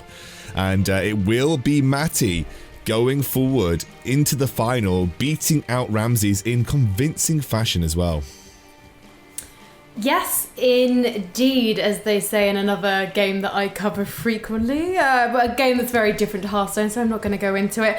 I'm just wondering, Ramses never really getting any momentum there, and it just begs the question, given that Demon Hunter is so strong right now, should competitors be literally preparing their Demon Hunter for the mirror matchup, Falcone?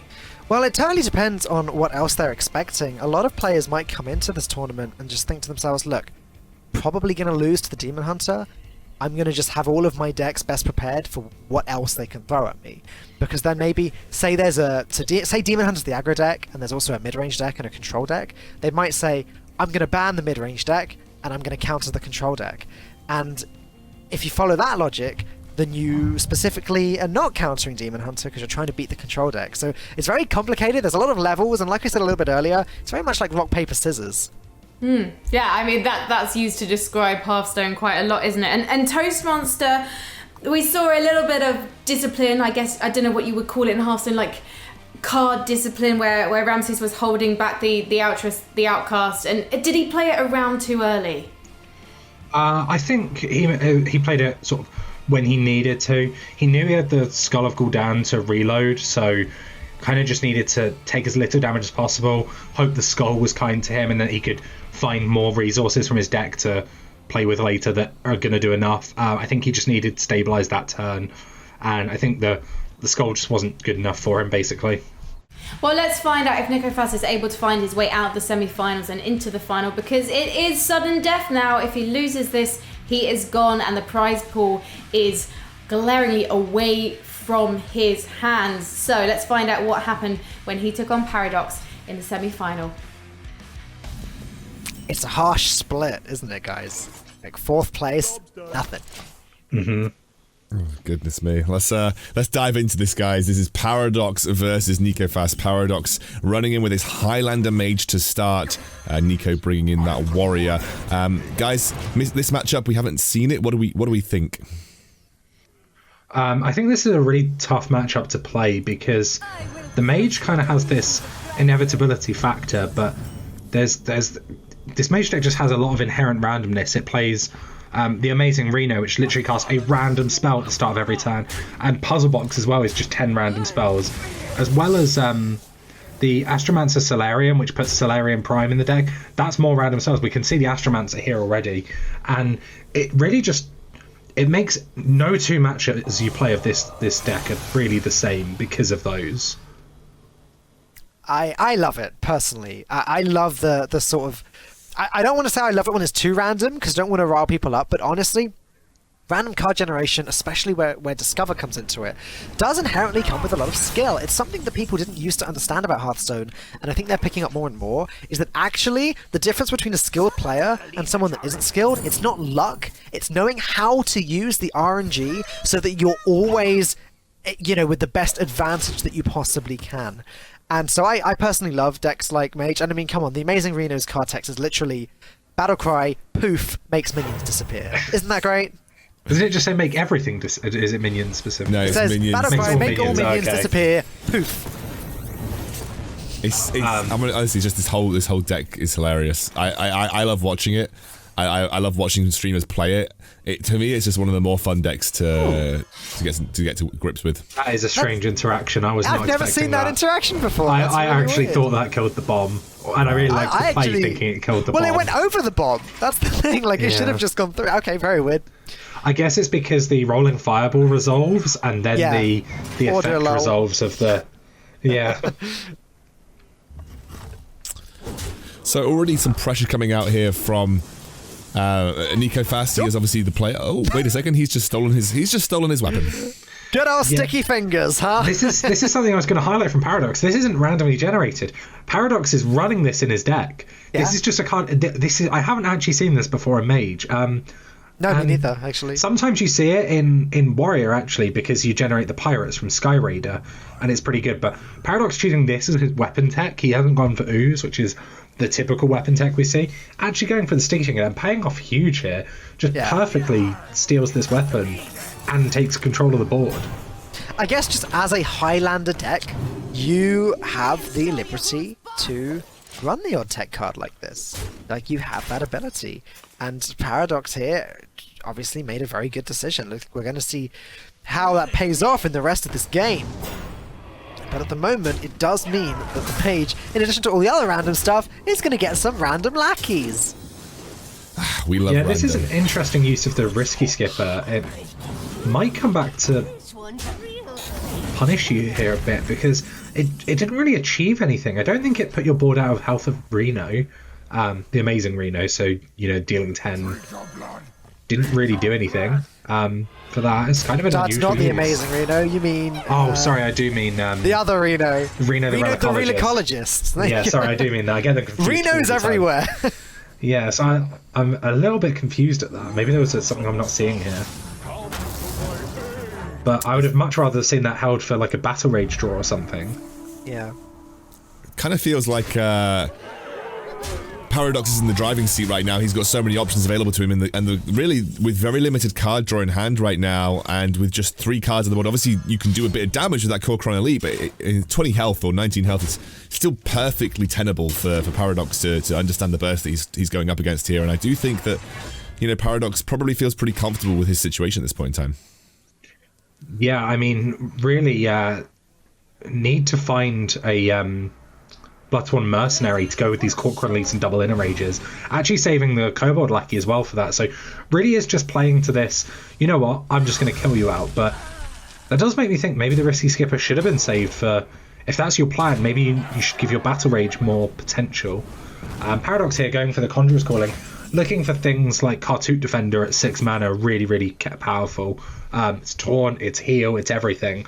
And to be honest, Paradox, when you've seen these cards not be played from hand for a while, you are pretty scared that this is a burst damage combo that's going to kill you. I think you're pretty well aware that it's a burst damage combo that's going to kill you. I think you're looking at it and thinking he's probably got some serious damage in his pocket. Let's see what he chooses to do. I don't think he's got well, he doesn't have enough to set for lethal. Bloodthorn Mercenary would just be lethal, but unfortunately for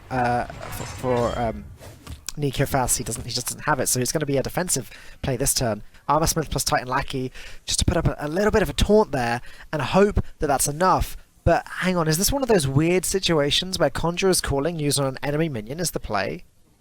I don't think so. I think that's still just a little bit shy of lethal. It's shy of lethal, but it prevents them from healing a lot, right? Like, Conjurer's Calling into Frost Nova and to hit the face for 18 is... The thing is, Conjurer's 6/6 for 1 armor gain. Yeah, that's kind of what I was looking at. Then... I'm overthinking this. You're massively overthinking that play, I think. I'm trying to be smart, okay? I think Paradox just wants to also look for more taunts for himself. Like that's a taunt. A 4/8 is a big body. And I think that might actually just shut Nikofas out of the game here. I'm not sure there's any outs for him left. There isn't. There goes your OTK. Bomb Wrangler wouldn't have done it anyway. Can you get the most insane boombots in the world right now? Bomb Wrangler... you can only really prop... I suppose you can prop 2 of them, but it's just not enough. Yeah. And that's going to be a very, very quick game 1 going over to Paradox with his Highlander Mage. And I think a lot of that kind of just came down to his Kobold Sticky Finger. I feel like that was really a tempo swinging tech card he had that it feels like it made a difference in the matchup, That was a lot of mana that Nico lost. Alright. It's going to be Demon Hunter this time. We've already established what we think of this matchup. And Nikofas does start with the Risky Skipper. It's just an Armorsmith. He's an Armorsmith away from probably winning the game in most cases. One More Challenger, also a very nice early defensive tool. Yeah, I'd really underestimated One More Challenger in this matchup, but after you play it a couple of times, you think, all their minions have 2 health. You always have the War Maul Challenger left over, and it's just a very sticky minion. It's really powerful in this matchup. He's got the Anchor as well, so that's going to allow him to draw those pirates and start searching for more Risky Skippers if he needs them. So he's always going to have that option as well. So, like you said, Falcone, Armorsmith would set him up very nicely to deal with this matchup. Yep, pretty much. And the other thing is, of course, there are other options here. There is Ankar. So if Nikofas wants to, he can actually use up this first Risky Skipper and Ankar the second one out. And the reason I'm suggesting he may want to do that is if a Battle Rage is drawn, this Risky Skipper, instead of being a bunch of armor, could be a bunch of cards drawn. Likely, an Armorsmith gets picked up from that. So he's still got quite a lot of flexibility here and quite a few ways to get to that Armorsmith.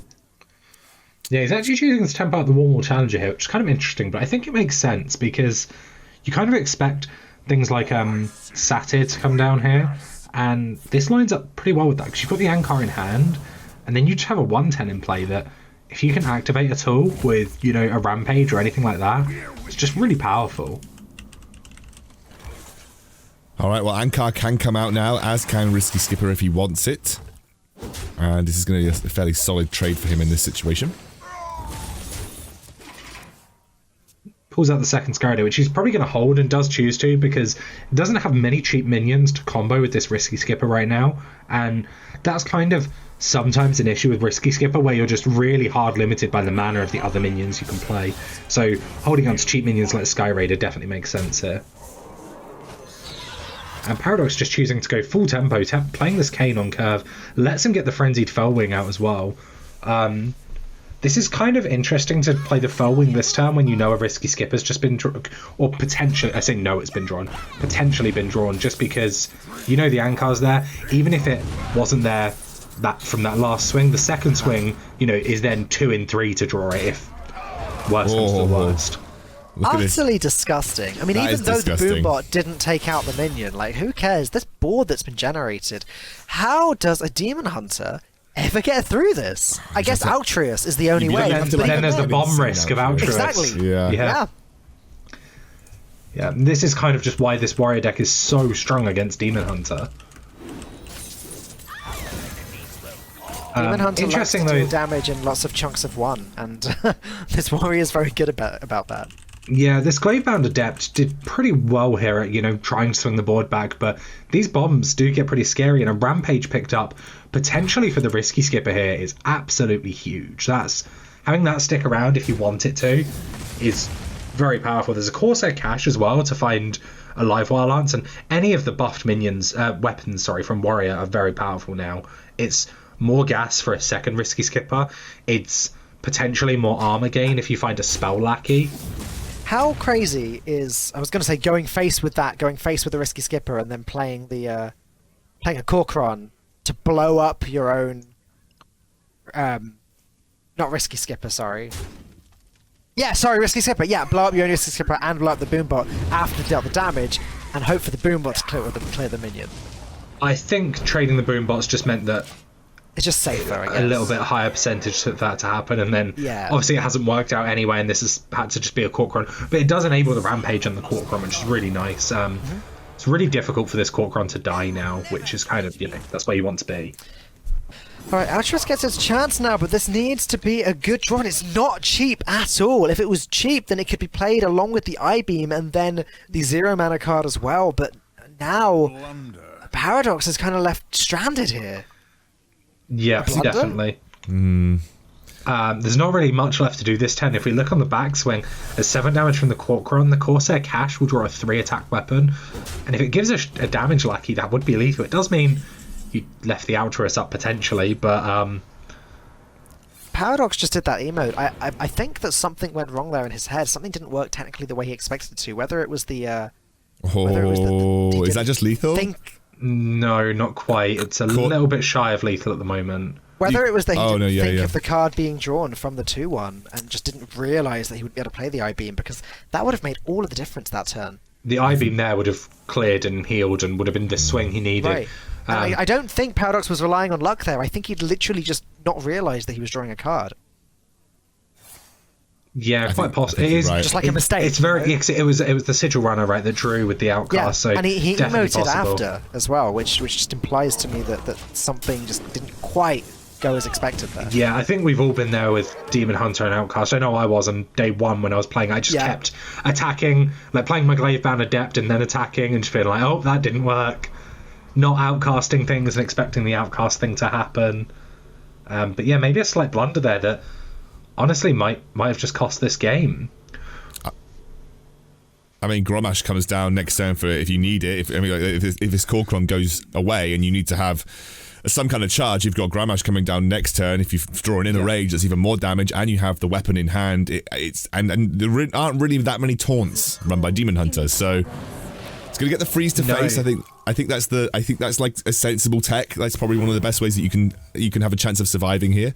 But it still does look pretty grim right now for. Is he just gonna? He's gonna getting the Gravebound Adept out. Choosing not to I-Beam, instead go for the tempo and set up lethal on the backswing which I think does make sense here. It's a nice Grommash. It has to be Grommash Inner Rage, which is picked up. Wow, that is unfortunate for Paradox. But yeah, I think maybe he did just think that Sigil Runner was going to allow the I-Beam playable, and I think had a little slip there. And the only reason I think that is because Paradox did the oops emote afterwards. You don't really do that if you draw something and the RNG goes wrong. You do that if you made a mistake. And it looked to me like Paradox, I don't know that there was necessarily a better play to make that turn anyway, but it looked like he thought something was going to happen and it went wrong. I mean, he still, despite that, still set up a situation where there was a one specific top deck out, in a lot of scenarios, right? So he still set up a situation where it was still, I would say, statistically favored for him to win that. Yep. And he obviously got a little bit hurt by the top deck scenario. This is a really solid opening hand for Nikofas, though. He's got the Doomsayer, he's got a Twilight Drake if he wants to drop something on turn 4. He's got his Acidic Swampoos as well. This is a good opening hand. Lots of early game proactivity as well to deal with the Demon Hunter. Yep, definitely. And I think the Astromancer Solarian is kind of interesting as well. You really want that as early as possible, so that whenever you draw that prime, it's 7 mana, 7/7 I believe is the prime, and it casts 5 random spells, but it has the caveat that will hit your opponent if possible. So if it casts a Pyroblast, it's hitting your opponent or their opponent's minions. It's really powerful because all the harmful effects from random spells from things like Puzzle Box, it negates them. And the earlier you get that out to start having the potential to draw that, the better. And getting it down here is great. It goes for the Doomsayer to deal with the coin 2 drop from Paradox, and then he's just going to have this to follow it up on turn 3, probably a Twilight Drake on turn 4, and just try and keep up on tempo and stall for the late game, either with the Solarian Prime or the Amazing Reno, which we see in hand. And actually, it really, that Doomsayer threw the curve off for Paradox, because, like I said, when you had a coin 2 drop, it's likely that you just got another good 2 drop to follow up. Mm-hmm. He's not even going to trade in with his face. He's going to go straight up and use the I-Beam there. Another difficult decision for Nikofas here, because he's got the Arcane Breath, which we might want for a spell rather than a dragon. So going back to your point about the I-Beam, I think the reason he chose to do that is because the I-Beam's probably not going to be outcast for a while, and he's thinking, well, I don't need my life total is very, very insignificant in this matchup. If I'm actually dying on board, I lost the game a long time ago probably, so I don't need the lifesteal. I would rather just have the tempo of this weapon now and clear my hand up a bit so I don't have a card clogging up other outcast mechanics potentially. He's going to go for the Satyr Overseer here and actually start to put some pressure on the board, but we know that Arcane Breath is there, and boom, easy, dealt with. Yeah, I really like this navigation. This lets him get the extra spell from the Arcane Breath and play the Twilight Drake this turn for similar amounts of tempo, and it was a good turn to fit the Ooze in last turn as well. Ooze Hero Power was just a nice turn.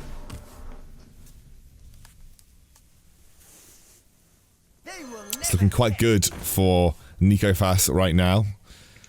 He's got a lot of options. He's got that Rolling Fireball as well, and Rolling Fireball is going to be very, very painful for Paradox.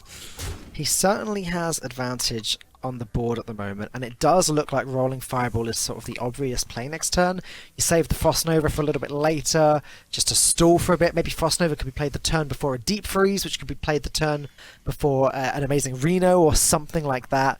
I don't see that Nikofas needs that many extra tools to just walk away with this game, and Dragon Queen Alexstrasza will be beautiful to play on turn 9. Man, the amount of stuff you can get from her that just single-handedly brings back the game is insane. You can get huge taunt minions, you can get Deathwing if you're desperate, for 0 mana. Like, there's so much you can get from Dragon Queen Alexstrasza. Yeah, with Dragon Queen Alexstrasza, it's kind of crazy. You can think of literally any board state, and there is probably a combination of dragons that will work. Yep. Wow, okay. Paradox, just kind of recognizing his position here, knows that he's going to have to go for this burn plan. He does not have that much time against Mage, as we're going into things like where Kartut Defender become live. You talked about Deep Freeze coming down, and the amazing, this Deep Freeze on turn 8 might just seal the game. Yeah. It's kind of interesting how much freeze hurts the Demon Hunter game plan, and Water Elementals is great at doing that. especially Freeze Face, more than against most other classes, actually. Yeah, definitely. I really feel like Paradox is basically playing to, can I get Metamorphosis and win the game?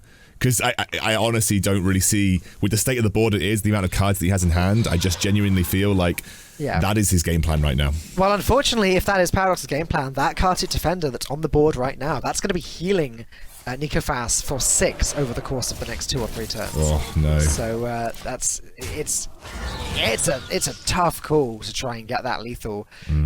These cards just aren't doing it for Paradox. Yeah, and Paradox is saying, well, I've got this Altruis and this Twin Slice in hand. I'm going to need them to do something, powerful here. And also with the Frenzied Fellwing, if he can find like a Skull and give himself a couple of turns, this might be a hand that Altruis can actually win. If he finds Skull, say this turn, and then draws a bunch of cheap cards, draws something else, he can maybe Altruis and dump his entire hand and push a huge amount of damage for lethal. But this is just a huge border. I'm not sure Nikofas is going to give him the time to do that. It's just, you can see Paradox is very well aware. He gets the healing as well just to ensure, and the defeat concede comes through. Paradox will concede over to Nikofas, who will advance to our grand finals to face up against Matty. So, wow, there we go. That was actually a pretty intense series, but that last game was very quick. Yeah, very, very quick indeed. And Nikofas will be making it through to the grand final against Matty.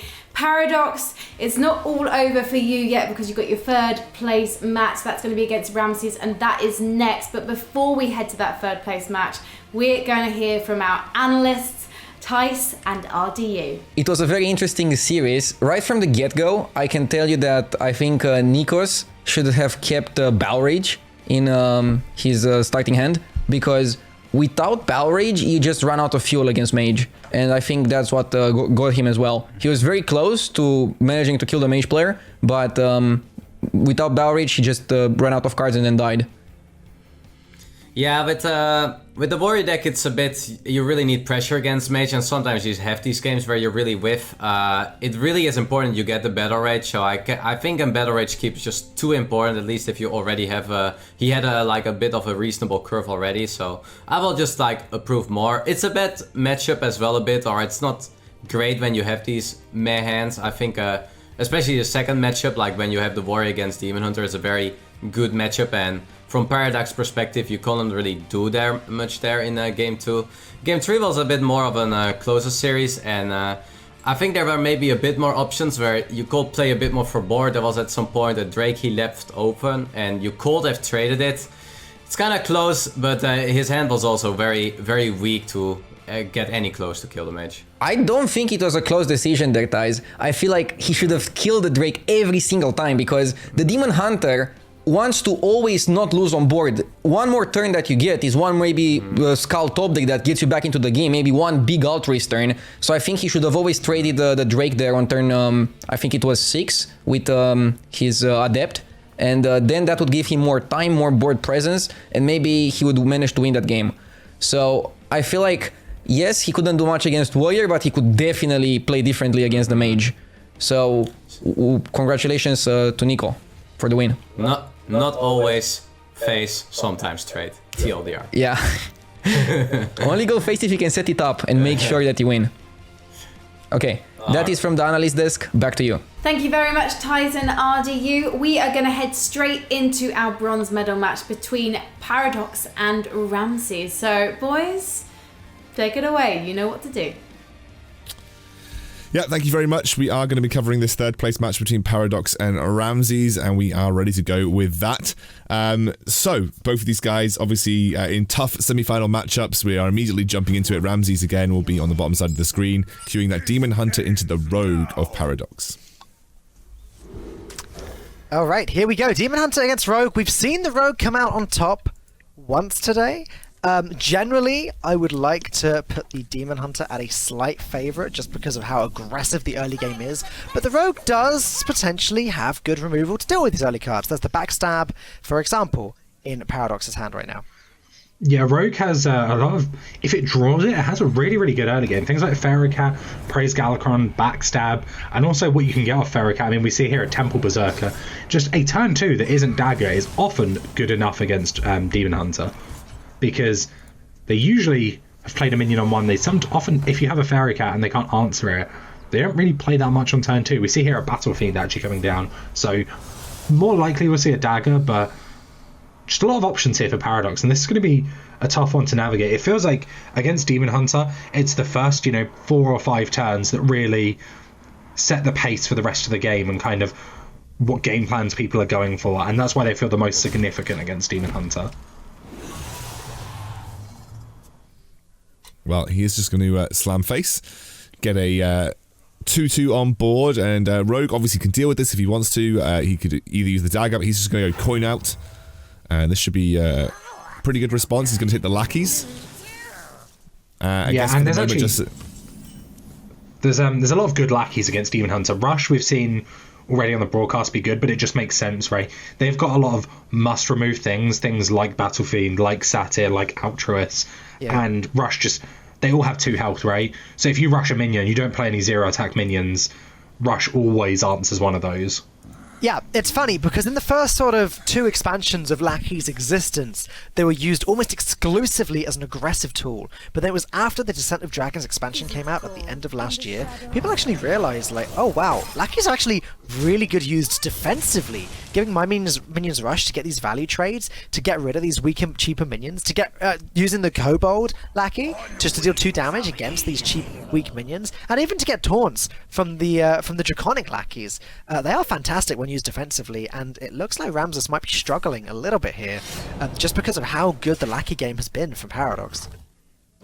Yeah, I mean, we see his hand here, it's a little bit empty at the moment, although that Priestess of Fury is a huge pickup because he can play the Raging Fell Scream this turn, get the discount, get ready for it next turn, and actually preemptively trade away the Evil Miscreant so that the Priestess just has less health on minions to hit on low priority minions. That was a huge draw for Ramses here, and honestly might be a deal breaker for this game, just having a really early Priestess of Fury. Yeah, I think, and I almost hate to say this, Toast Monster, I think it's going to depend on where it goes, because if Ramses does trade into that Twilight Drake now, he's going to want to see 4 of those swings going into it. He's going to go face instead. He wants to see them all go face. Gets rewarded by that, as only 1 of them goes into the Twilight Drake. So now 14 health remaining for Paradox. That's not good. That was an insane hit. Imagine if you traded there and then just 1 goes into the Twilight Drake. Right. You feel so bad. Well, that was the decision he made, right? Do I want to chance killing it, or do I want to just go face? He decided to go face, got rewarded, and now Paradox... I think going face makes sense, because otherwise you need 4 out of 6 to trade, and it's just... 4 out of 6 is a lot. So Paradox had to spend his entire turn dealing with it. And now look at this. Ramses has developed another board. He's got the Glaive Bound ready to go next turn with another hero power. That's another 5 damage. If Paradox can't deal with this board, he's dead. Yeah, Ramses is wasting no time here and pushing his MO of just going face every time. We've seen Demon Hunters do it a lot, and he is showing why that is their game plan. They have so much face damage available to them when they want it, and he is just not slowing down at all. Nice play from Paradox on the other side, though. It's able to rush that mummy in to deal with the 4-2. That does leave only 6 damage on the board. So from what we can see, I believe that has put a stop to the lethal this turn. And he's just putting as much defense as he can down.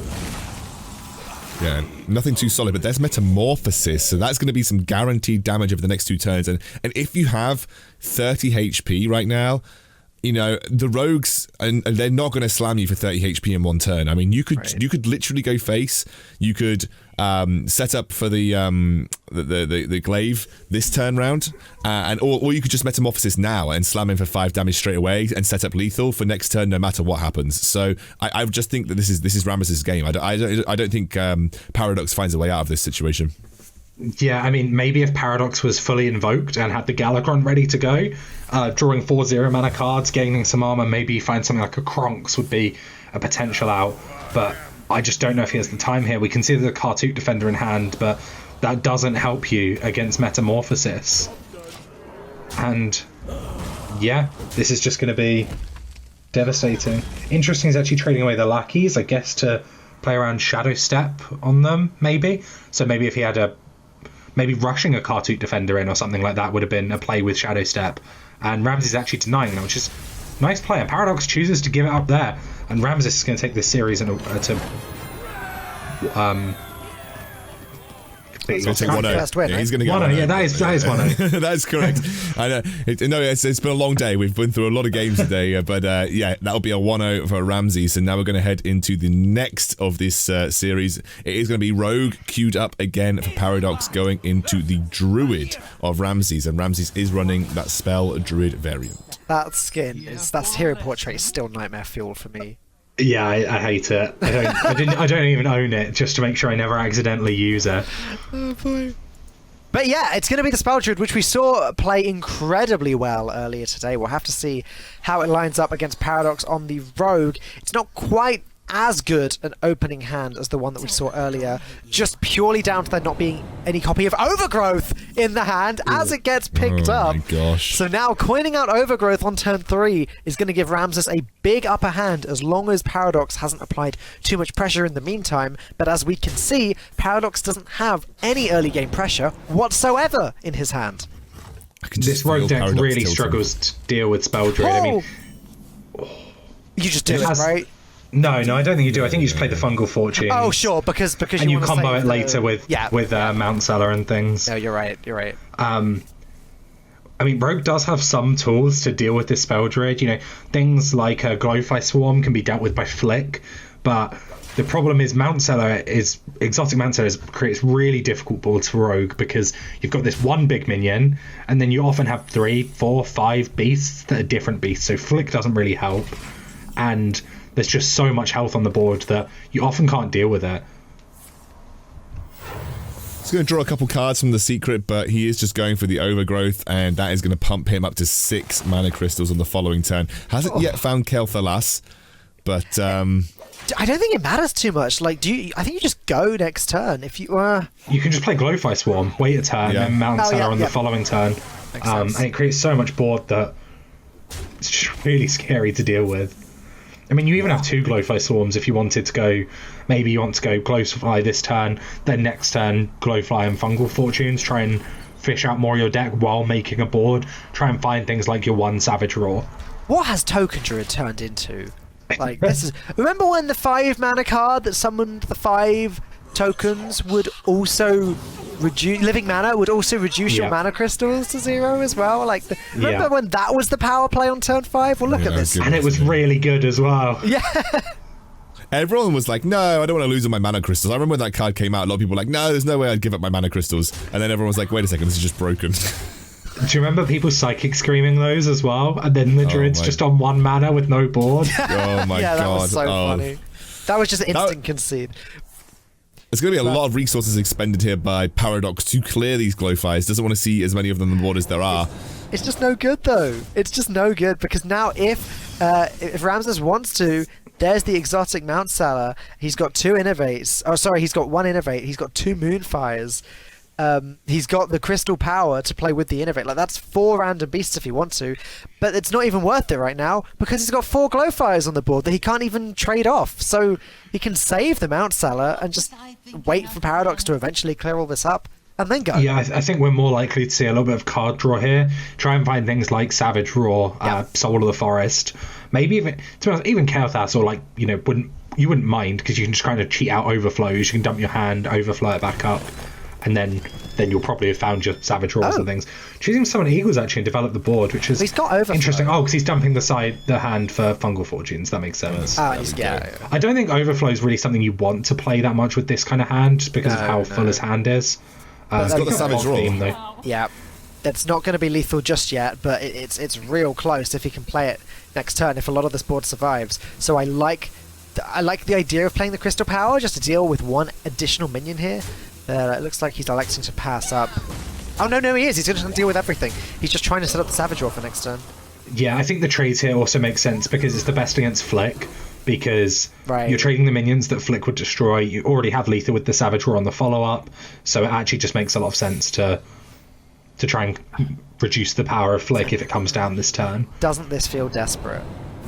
This is desperate. I'm almost wondering if we're going to see a Shadow Step on the Blackjack or on the Faceless Lackey. It's going to be Blackjack. Yeah.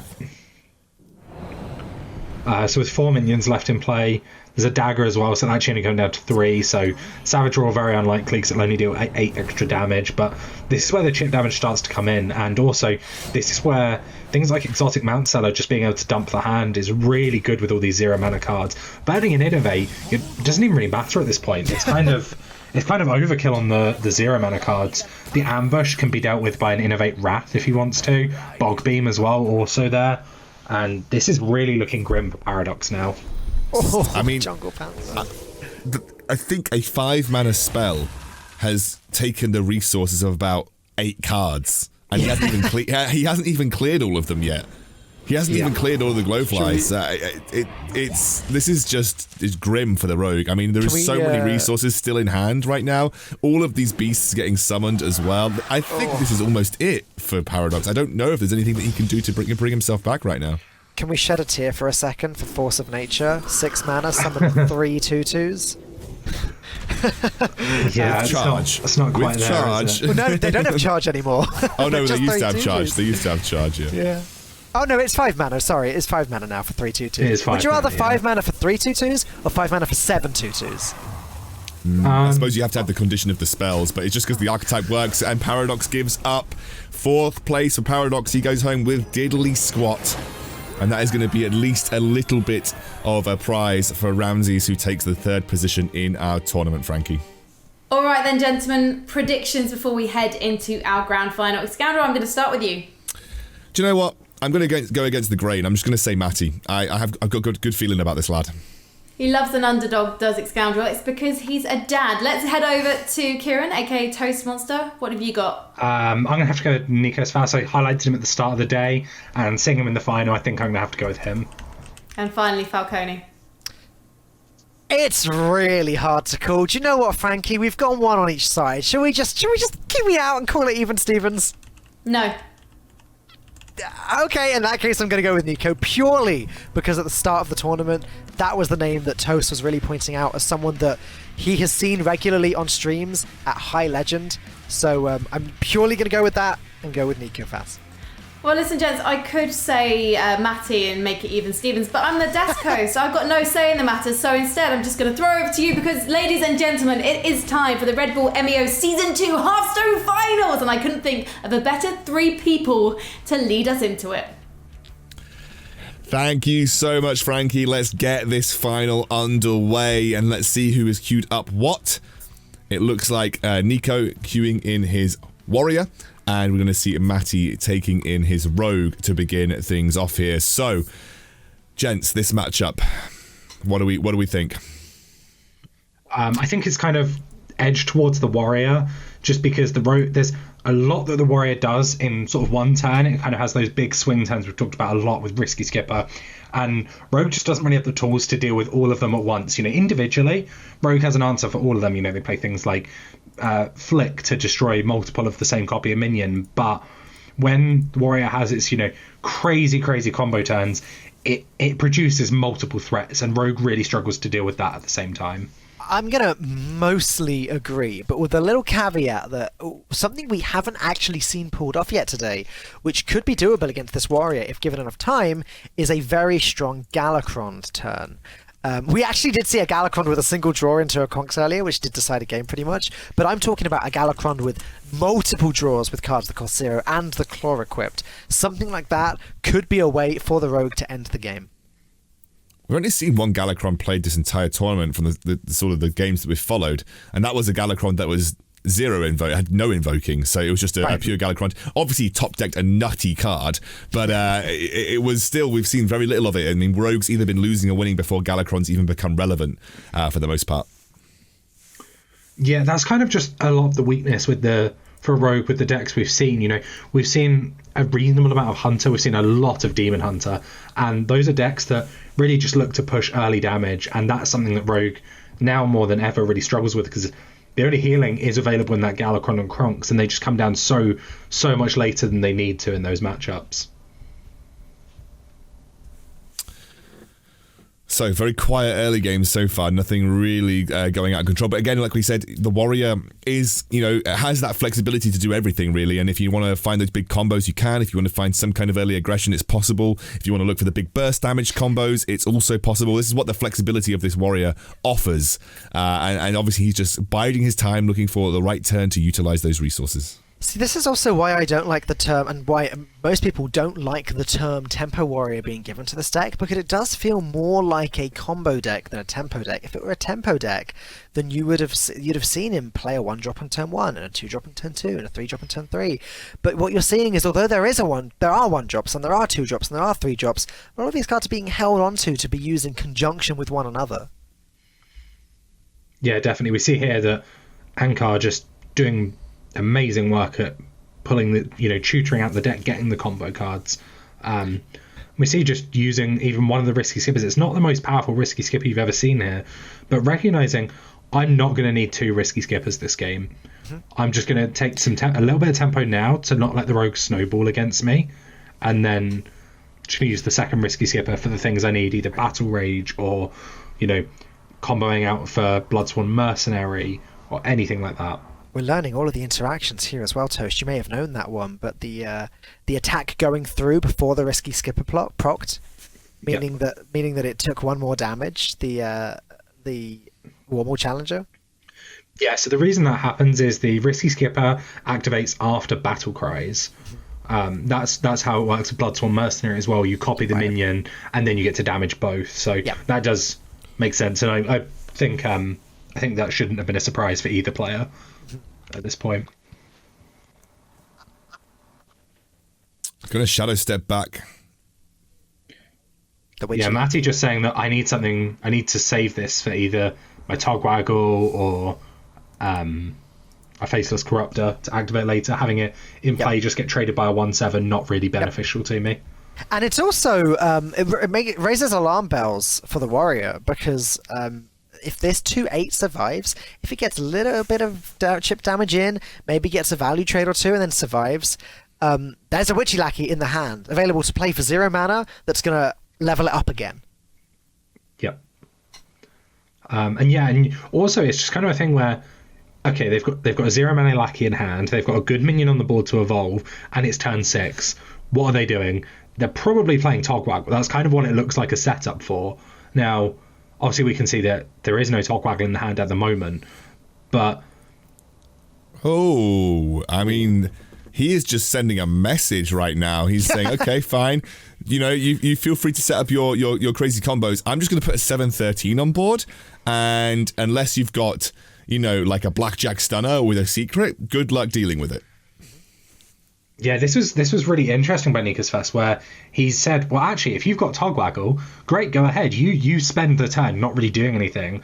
I'm just going to try and kill you. That's what I'm going to do with this turn. And this is kind of a little bit strange from Matty, because this is a typical response to a Togwaggle setup, where you want to just put the most pressure on the board. But Matty doesn't really have a great answer to a high pressure board either, so it's a little bit, if that shadow step was meant as a bluff, it's kind of backfired a little bit, where they've called your bluff and you don't have the goods. How does Matty deal with this situation then? You've said in the past that unless you've got things like the Blackjack Stunner, it can be quite difficult to deal with these big bulky minions as Rogue. What does he do? How does he get out of this situation? How does he deal with a 7/13 on board right now? He kind of has to ignore it for the most part. I think you say, you know what, I'm just going to try and do something powerful myself. Okay, this is what I was talking about before with the trading in, getting the chip damage, and then evolving it. But it gets turned into a 2/2. That is not what you want to see as the Rogue there. But that is a big Edwin, the biggest one we've seen tonight, anyway. That is indeed. I guess what do you do here if you're Nico? Do you just kind of like either find a way to deal with it or ignore it and just keep slamming face? How long can you keep that up for versus this Rogue with an 8/8 on board? Well, what you can do is you can use the risky skipper to kind of damage minions and try and get a big discount on this Blood Boil Brute.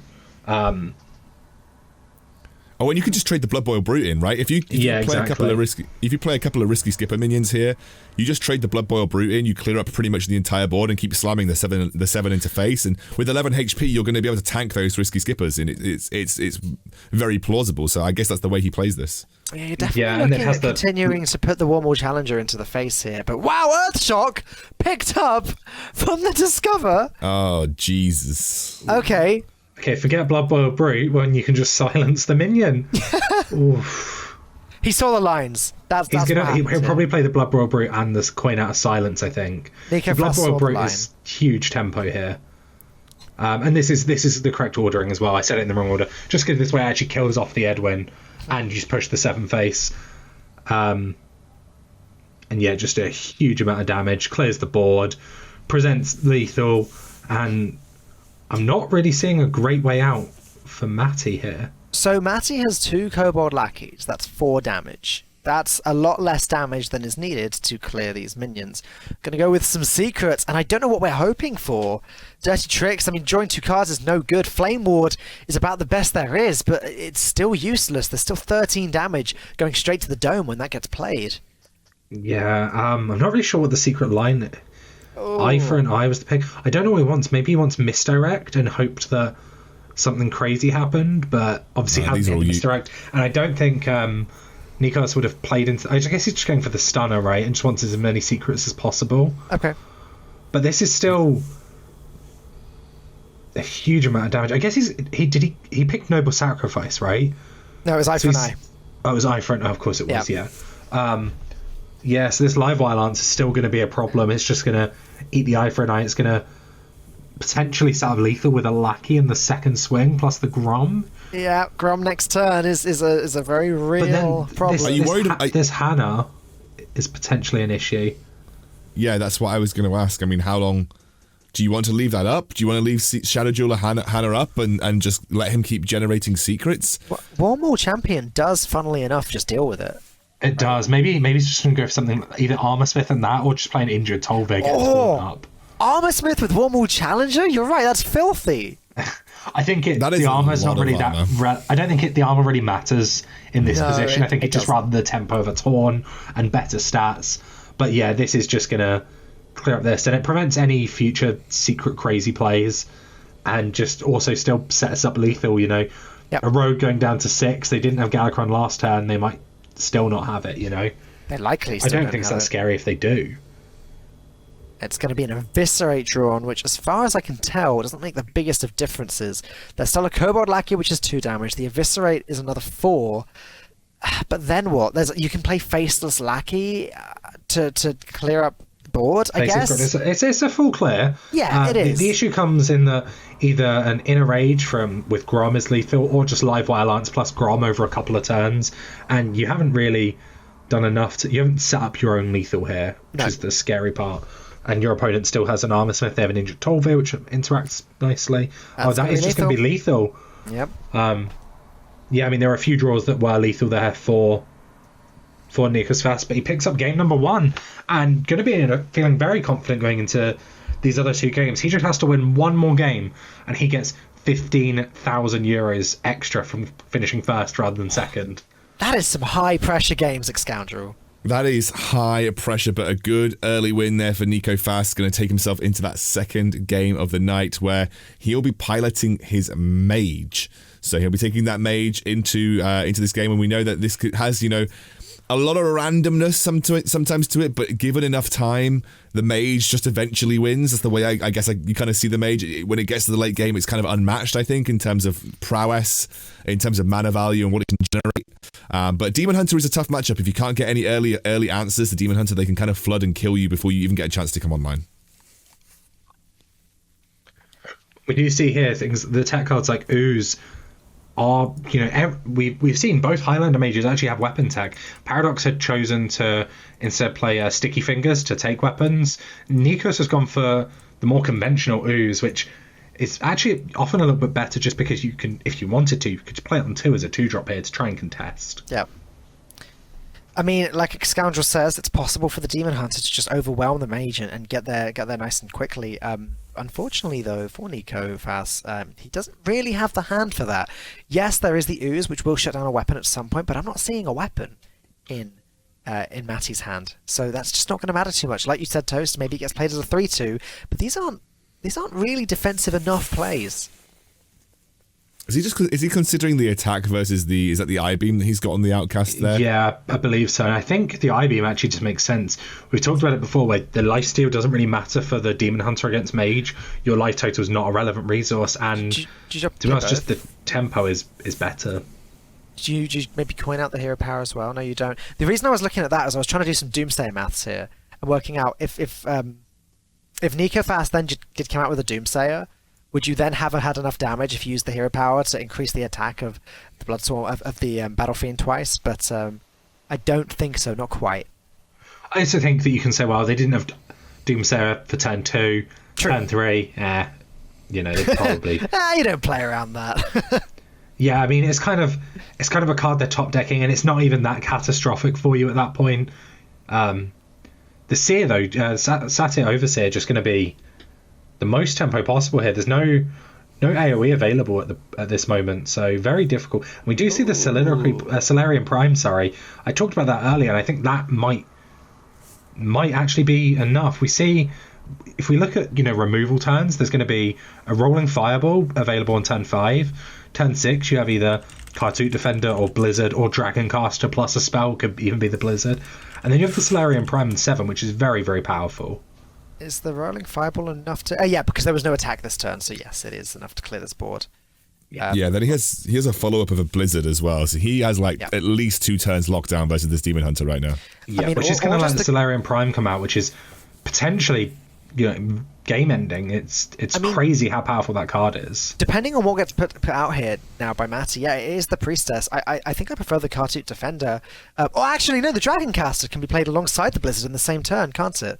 He is going to go with the Kartut Defender, which is a little more defensive. It's going to block the attack and also heal Nikofas for quite a lot. But is this going to be enough? That Priestess, left uncontested, is going to do a lot of work over the next few turns.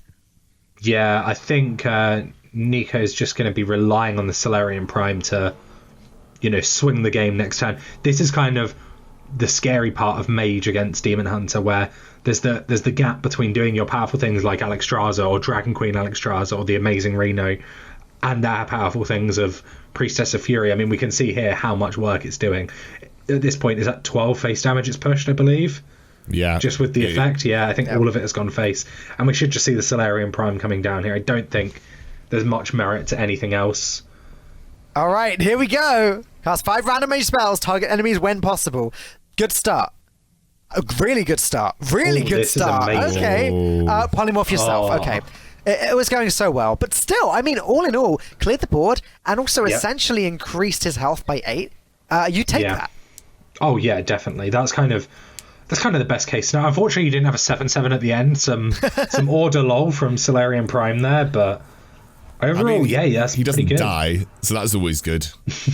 Not dying is usually a good result in Hearthstone, to be honest with you. Definitely. Yeah, that is some top tier analysis there. But that's what you pay me for.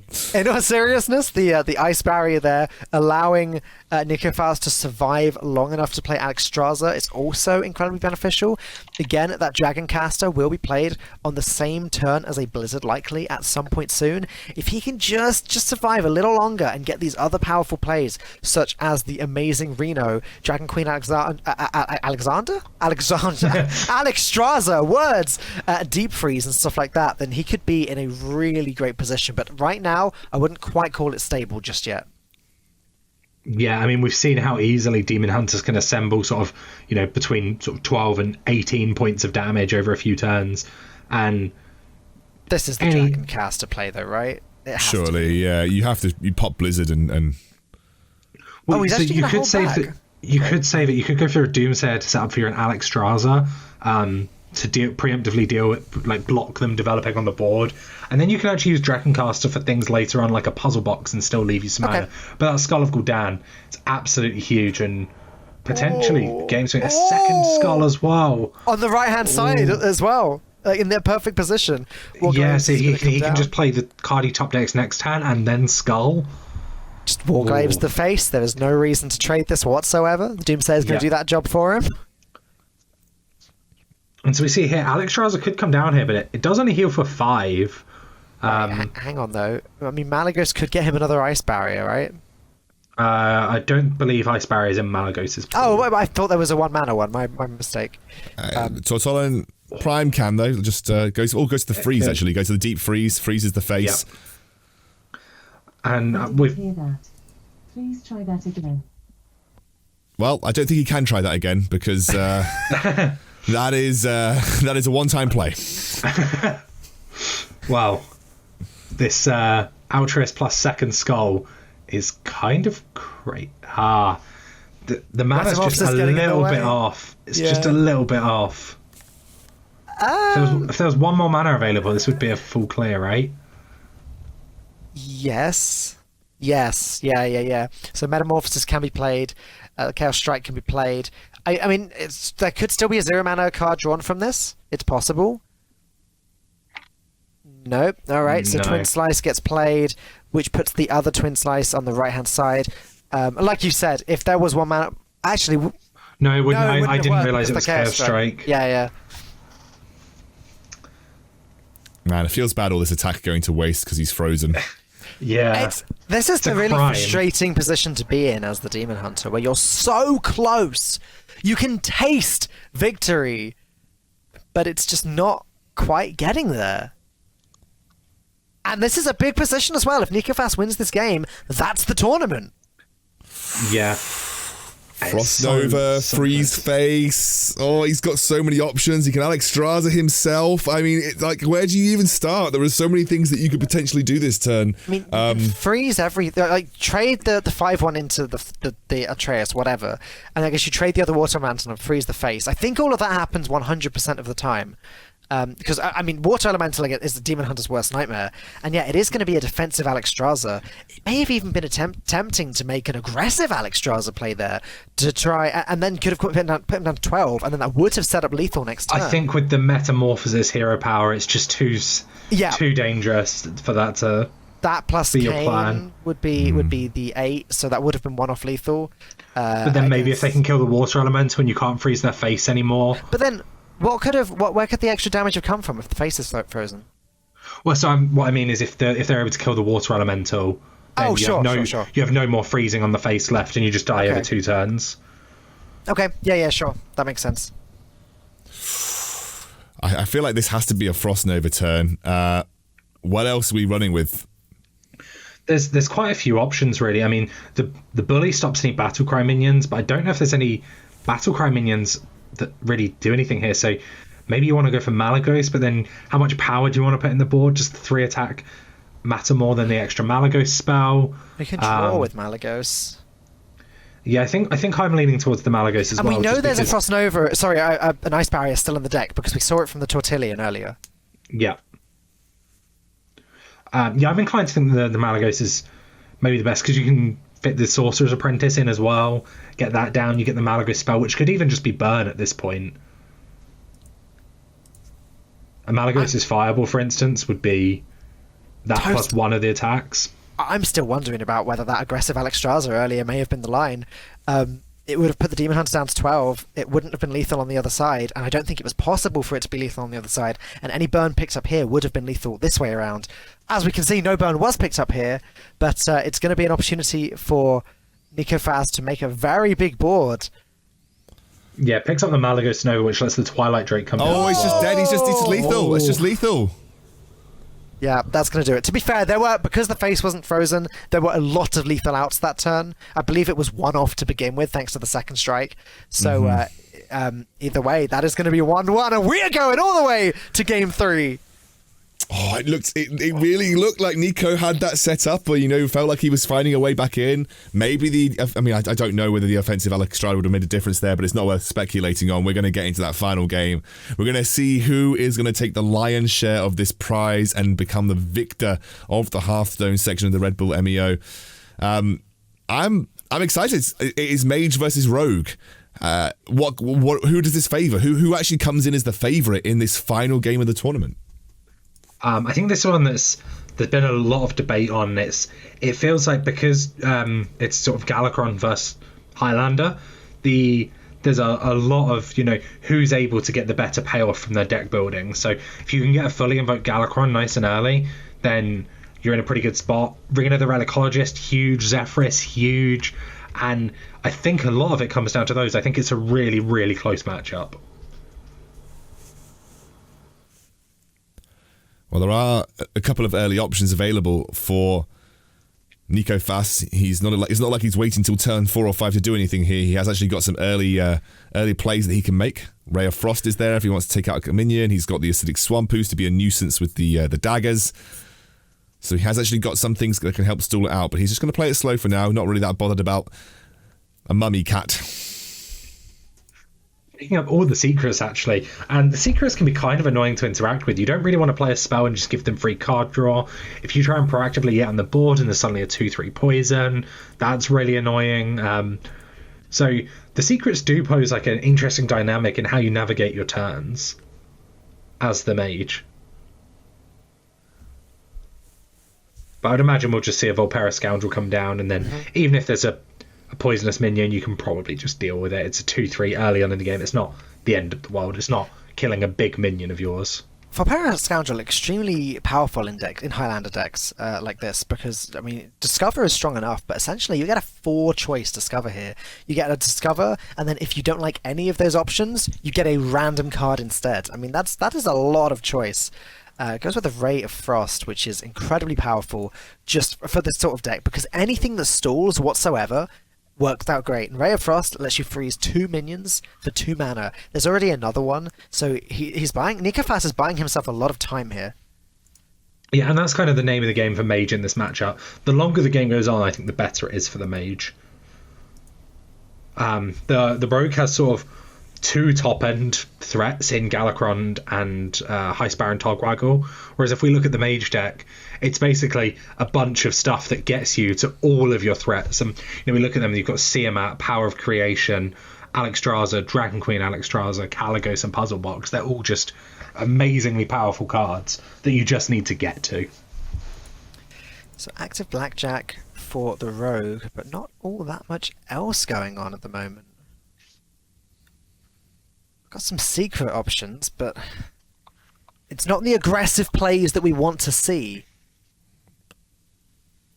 It's very difficult. You need to put on as much pressure as you can, and then it's just really not been available. Drawing all of the secrets is really not what you want as the Rogue here.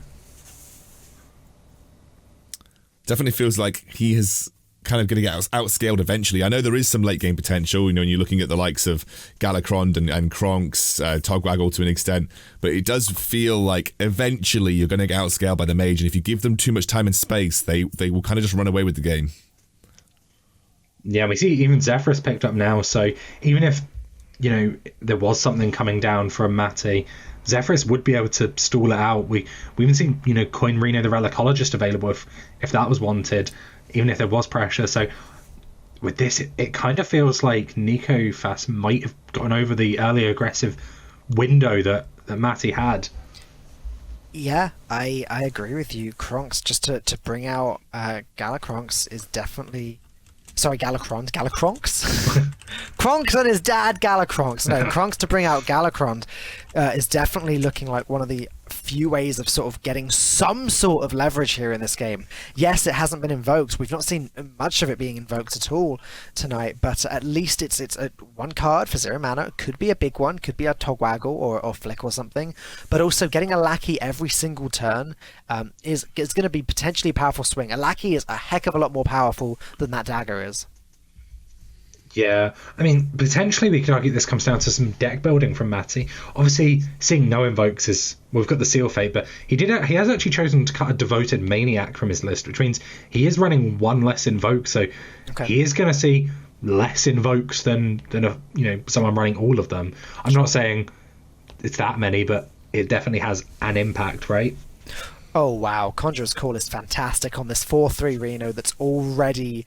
had its main effect. That or Siamat are both looking like phenomenal plays this turn.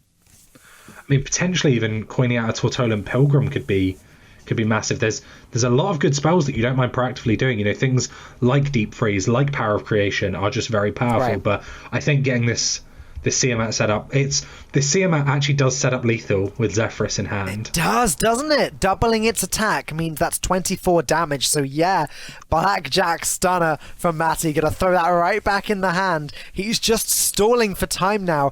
Ideally, he wants to get another Invoke and then play Galakron and actually have a big effect. But look at all of the tools that Nikofas has available. Like the Tortillion now can just be played without the coin, and like you said, it can still do some amazing things. This is, I mean, just when you have a wealth of resources in your hand available as the mage, and you're at 21 HP, you're staring down 10 mana pretty soon, you're feeling comfortable. That's one of the beautiful things about this deck. It's just the wealth of choices that you have. He's going to go for the Zephyrus straight up here. What is he hoping for in this situation, do you think? Potentially the Cabal Shadow Priest, just to steal the Taunt. It's the best tempo play available here, I think, that also pushes damage, and Rogue just really does not have a tool that can deal with this. It also means that even if, I guess he wouldn't have been able to Shadow Step anyway, but Shadow Step would have potentially been played on a Blackjack Stunner if you didn't kill it, but you would always just attack with the Reno, probably. Alright, well there's the second Invoke. So Galakron next turn has now been upgraded, so we'll be doing something a little bit bigger. He's actually going to bounce it, replay it, get that value trade, and get another Lackey. A very valuable Shadow Step indeed. We could be seeing a bit of a comeback here from Matty. The Draconic Lackey is also some late game value potentially, and these aren't the worst options. Cabal Spellskin, there are a lot of, reasonable one-cost spells in Rogue. The key thing on that as well is that's now able to give him Praise Galakron. They changed that somewhat recently, and that would be his fourth Invoke here. By Shadow Stepping this Devoted Maniac, that's been on 3 Invokes on Galakron, so a Praise Galakron from that, or a top deck of another Invoke card, and this Galakron is fully maxed out on power. Fully ready to go, indeed. I believe it's probably to see the Goblin Lackey clean up as much of this board as possible. Just try and give yourself as much breathing room as possible against this mage, because that was a board that was starting to add up in a lot of power. We do see the puzzle box coming into the hand. Coin puzzle box, let's go, end the game. Let's go, come on, coin puzzle box. No, you got to do it. I mean, not when you're playing for £25,000, you don't. I'd love to see it, Scoundrel, but come on now. No, coin puzzle box, come on. Praise Yogg-Saron. Mate, I miss Yogg Mage. Yogg Mage was one of my favorite decks. Old Yogg-Saron was hilarious. Is Yogg Mage. I know, but old Yogg-Saron was hilarious as well. How do we mute Scoundrel? Hey, dude, I'm a filthy casual. I love the random. Right, it is going to be Dragon Queen Alexstrasza. Let's see what the dragons are going to be. Okay, dealing 3 damage. That clears the board. Discover another dragon and minion with poisonous. Yep, okay. These are definitely reasonable. Not top tier, but not bad either. Caligos. Yikes. And this is just lethal damage on board. This is a board that has to be dealt with right now. You slam, you praise and slam, right? Is that the way you just do this? You have to play the Galakron. You just play it. You just play it and hope. I don't even know what it can give here that's winning though. We need something to do with the Alex, so maybe a flick or so. I guess we've got the I already have a Blackjack Stunner, I believe, so we can sap it back to the hand for 11 mana. And can Shadow Step as well and play this a second time. So actually, he clears a lot of the board here. Maybe it's not as bad as I had thought it was. It's not even going to be the Galakron. It looks like Scoundrel's right, and we're going to wait until there's another praise so that we get that upgrade on Galakron. I don't think either of us realised the Blackjack was there and just how good a defensive turn Matty has. Yeah, the only issue is that all this chip damage does start to add up, and I was joking about Puzzle Box being lethal, but at some point, if you've been getting loads of chip damage in, you can just Puzzle Box and say, yeah, you know what, it might clear their board, might kill them. Caligos is very capable of generating lethal. Definitely. As is Malygos, Mad Aspect. Actually, I don't know what the percentages are, which is more likely, but you can get Fireballs and Frostbolts from Malygos. I believe Malygos is the higher one because it's got a much smaller pool to draw from, and you're still discovering 3. Makes sense to me. I think it was quite unlucky before that no burst was drawn. However, even the Fireball wouldn't be lethal for Malygos now, would it? It would be 8, so it would be 8, so 1 off. Yeah. 1 off with the hero power. He wouldn't fit in the hero power, so 2 off. Yeah. So this might actually have to be the puzzle box. I mean, he just lost Deep Freeze, so... Tortillion into, what have we got? Blizzard and Frostnova. Blizzard and Frostnova, it's not bad. Both still in the deck. Or Ice Barrier is a worst case scenario. It's puzzle box time. No, it's Tortillion. Okay, no, it's got to be. It's too good, right? You didn't get either of them, though. So Power of Creation with Ray of Frost, though, is actually pretty okay. You can trade off. You can trade off. You might not even need to Ray. You can just trade off your poison minion and hero power down a 1/1. It's actually, you're pretty okay here, I think. Because the Bamboozle, the interaction here is pretty unfortunate for the Bamboozle with a poison minion. It doesn't matter what it's evolving into. For the Bamboozler, yep. It sure was. The Bamboozler got bamboozled. And is the Beast going to be the game deciding minion? Amazing. That's the thing. After we saw a game lost because of the Beast earlier, it's amazing to see it the other way around. Galakron, this is your moment. A Togwaggle here would actually allow him to play the treasure immediately. So into the flick as well and kill the beasts. Get to 2/3/3s out of it. That'd be pretty... This into Togwaggle means that there's 4 other cards that are going to cost 0 if he goes with the draw. So 4 cards that cost 0. That seems like it's possible to take this board back. We'll have to see what's in the... No. A Ferrocat, not the one. No. Oh, Shield of Galakron. It's a taunt, but it's really not the minion you were looking for here. Kobold Lackey. Kobold Lackey doesn't really do enough, I don't think. No. I think it's over. I think this is basically done. Bamboozle. I'm going to play the Bamboozle. Hoping for a huge taunt when that gets attacked, I guess. But this is looking like with Siamat available to just rush into the 4/5. I think by Siamat you meant Puzzle Box. I'm pretty sure I didn't mean Puzzle Box. Puzzle Box for the win, or he's just going to Ray of Frost.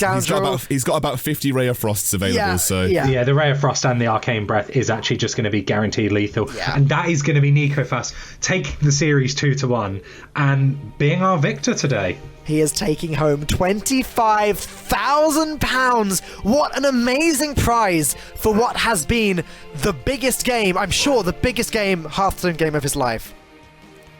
That's a huge amount of money. Congratulations, Nikofas. Toast called it right at the beginning. 25,000 euros in his back pocket. Not a bad little paycheck to bring home on the end of the tournament. Frankie, we finally have our winner, and it is Nikofas.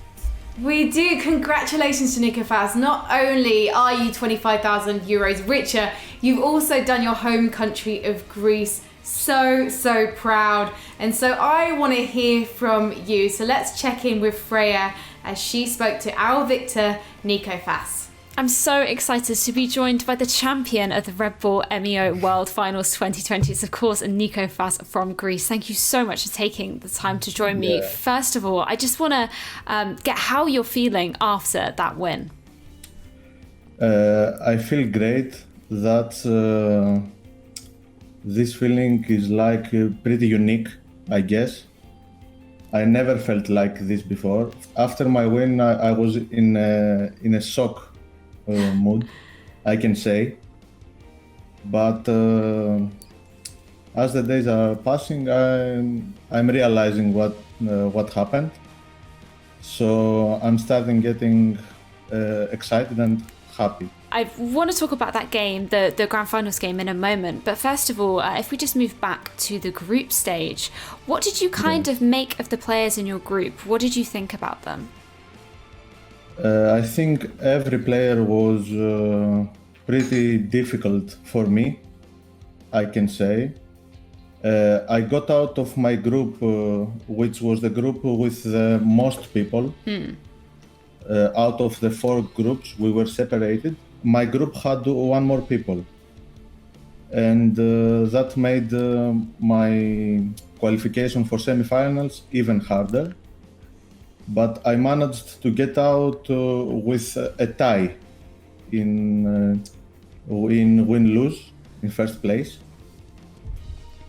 And I got out of the group first because I won the head-to-head match with the other player with the same stats with me. But every player of the group was pretty difficult, I can say. Well, thank you so much for taking the time out of your day to speak to me. Again, massive congratulations on that one. Who knows, maybe you'll be back next year to defend your title. Yes, thank you very much. Thank you, Nikofas. Thank you for taking part and giving us such an exciting final. And thank you also to Freya for doing the interviews tonight. But we need to head over to our analysts, Ties and RDU, because I know they've got some words to say about how that final went down so closely and how Nikofas edged it. Thank you, Frankie. So, game 1 starts really interesting. As much as I like keeping Battle Rage, I think Nico played it amazingly by not keeping Battle Rage when he has the Corsair Cache and the Wormhole Challenger. At the same time, he also very much was able to utilize both Corsair Cache and Wormhole Challenger to apply a lot of pressure to the Rogue, and I think that's how he managed to win game 1. It was very well played with the Warrior deck, and the Rogue didn't really have much they could do. One thing I wish the Rogue did was keep the Blackjack Lackey, because that's how I think the Rogue is able to win the matchup, if they are able to win. Like, thinking back at it, if he would keep the Blackjack Lackey, maybe he would have an answer to Wormhole Challenger, but again, I'm thinking maybe like way too much, it's a small decision. Other than that, both players played it pretty well, game 1. Game 2, I feel, was kind of interesting. I think it was really well played from the Demon Hunters, especially. It's kind of insane that the Demon Hunters still won that game after what Mage all did with, especially after the Solarian Prime giving the extra ice barrier. I think there was one quite big mistake from the Mage on the turn where Alex got played. There was a moment where if the Water Elemental hits the face, if you trade the board away, you don't have to Alex your face. You're at 9 lives, the hero power deals 5 damage, the only burn card from hand that can get played there is Kayn. So you know you never die, and you know you're gonna need the life. So I think it's really important in a spot like that to, if you know you can die, to play like something else, to then the next turn Alex Strada. I think if that was gone that way, I think he could actually win the game there, having the Alex 1 turn later. Yeah, like that's a very good spot. Game 3 was like pretty weird. I feel like the Mage was applying like a lot of pressure, but both players were like playing it kind of safe, which makes sense because it is the last game of the tournament. The winner just takes home the big prize. So the pressure is on both of them. What do you think about the last game? Did it go like smoothly? Was it like decided by Alex Straza? Yeah, I think it was mainly from the Rogue. Like, I don't think this matchup is super Mage favorite or super Rogue favorite, but Rogue missed 2 turns. It was, I think, it was like turn 5, turn 6. It just kind of did nothing, and it gave so much freedom. Also, the Mage had a very good draw with both Severus and Reno, and afterwards Alex. So it drew the power cards, and I think that kind of made it just the way that Mage could just out-tempo the Rogue. Yeah, I agree. So yeah, congratulations to Niklas, and I think a very well played tournament by him. Congratulations to him as well for the first prize, and back to Frankie. Thank you so much, Ties and RDU. I want to take a final look at the tournament bracket so we can see those last results from the semi-finals to the final. And looking at these names, gentlemen, do you think we've got some future superstars in here from Nikofas, Paradox, Matty and Ramses? Falcone? Possibly. It is a lot of work in Hearthstone to try to kind of get up there with the top dogs. The difficult thing about this game is that because there is a lot of the random elements, we tend to judge amazing players based on consistency rather than single wins. So hopefully for these players, especially our winner Nikofas, hopefully getting that one big win will encourage him to go on, compete in the other tournaments where maybe he can show his consistency and get up there. It's something that I'd love to see, and at the very least, hopefully we see them here again for the next season. Toast Monster, you're still competing. Do you think you can beat Nikofas if you face him anytime soon? Any day of the week. Literally any time, any day. I'm there, easy, not even close. He's never lost his fighting talk, this one. Never retire, please, Kieran. And finally, Scoundrel, you're doing all the games, mate. Can we tempt you back to Hearthstone? Look, if I had the time to invest in Hearthstone, I would. I still love watching it. I still think it's incredibly fun as an esport from a viewing perspective. But you do need to invest time, and these players are all so dedicated. They spend hours and hours, understanding those matchups to the highest level. It would require so much of my time to be able to get to that level where I felt comfortable commentating on it again. But I've really enjoyed kind of my whirlwind reintroduction, and I think massive congratulations to Nikofas, deserved winner. Paradox is already a superstar in my heart, just being from the UK, so I'm glad he made it to top 4 as well. But it's all about Nikofas, and I do hope we see him. I think, as Falcone said, it's very difficult to get into that Grandmaster circuit. It's very difficult to be able to prove yourself on the highest level in Hearthstone. But this is the first step for Nikofas, the first step potentially of many. Gentlemen, thank you so much for being with me on the desk tonight. Toastmaster, Ex-Scoundrel and Falcone. And of course, we've had Ties and RDU, those superstars who are big names in the Hearthstone scene doing the analysis, and the wonderful Freya doing interviews. Thank you so much for being a part of this. Thank you to you guys at home for watching. I hope if this is your first time watching a Hearthstone tournament, you'll go and check out more tournaments in the future. I've been Frankie Ward, and all I can say now is good night.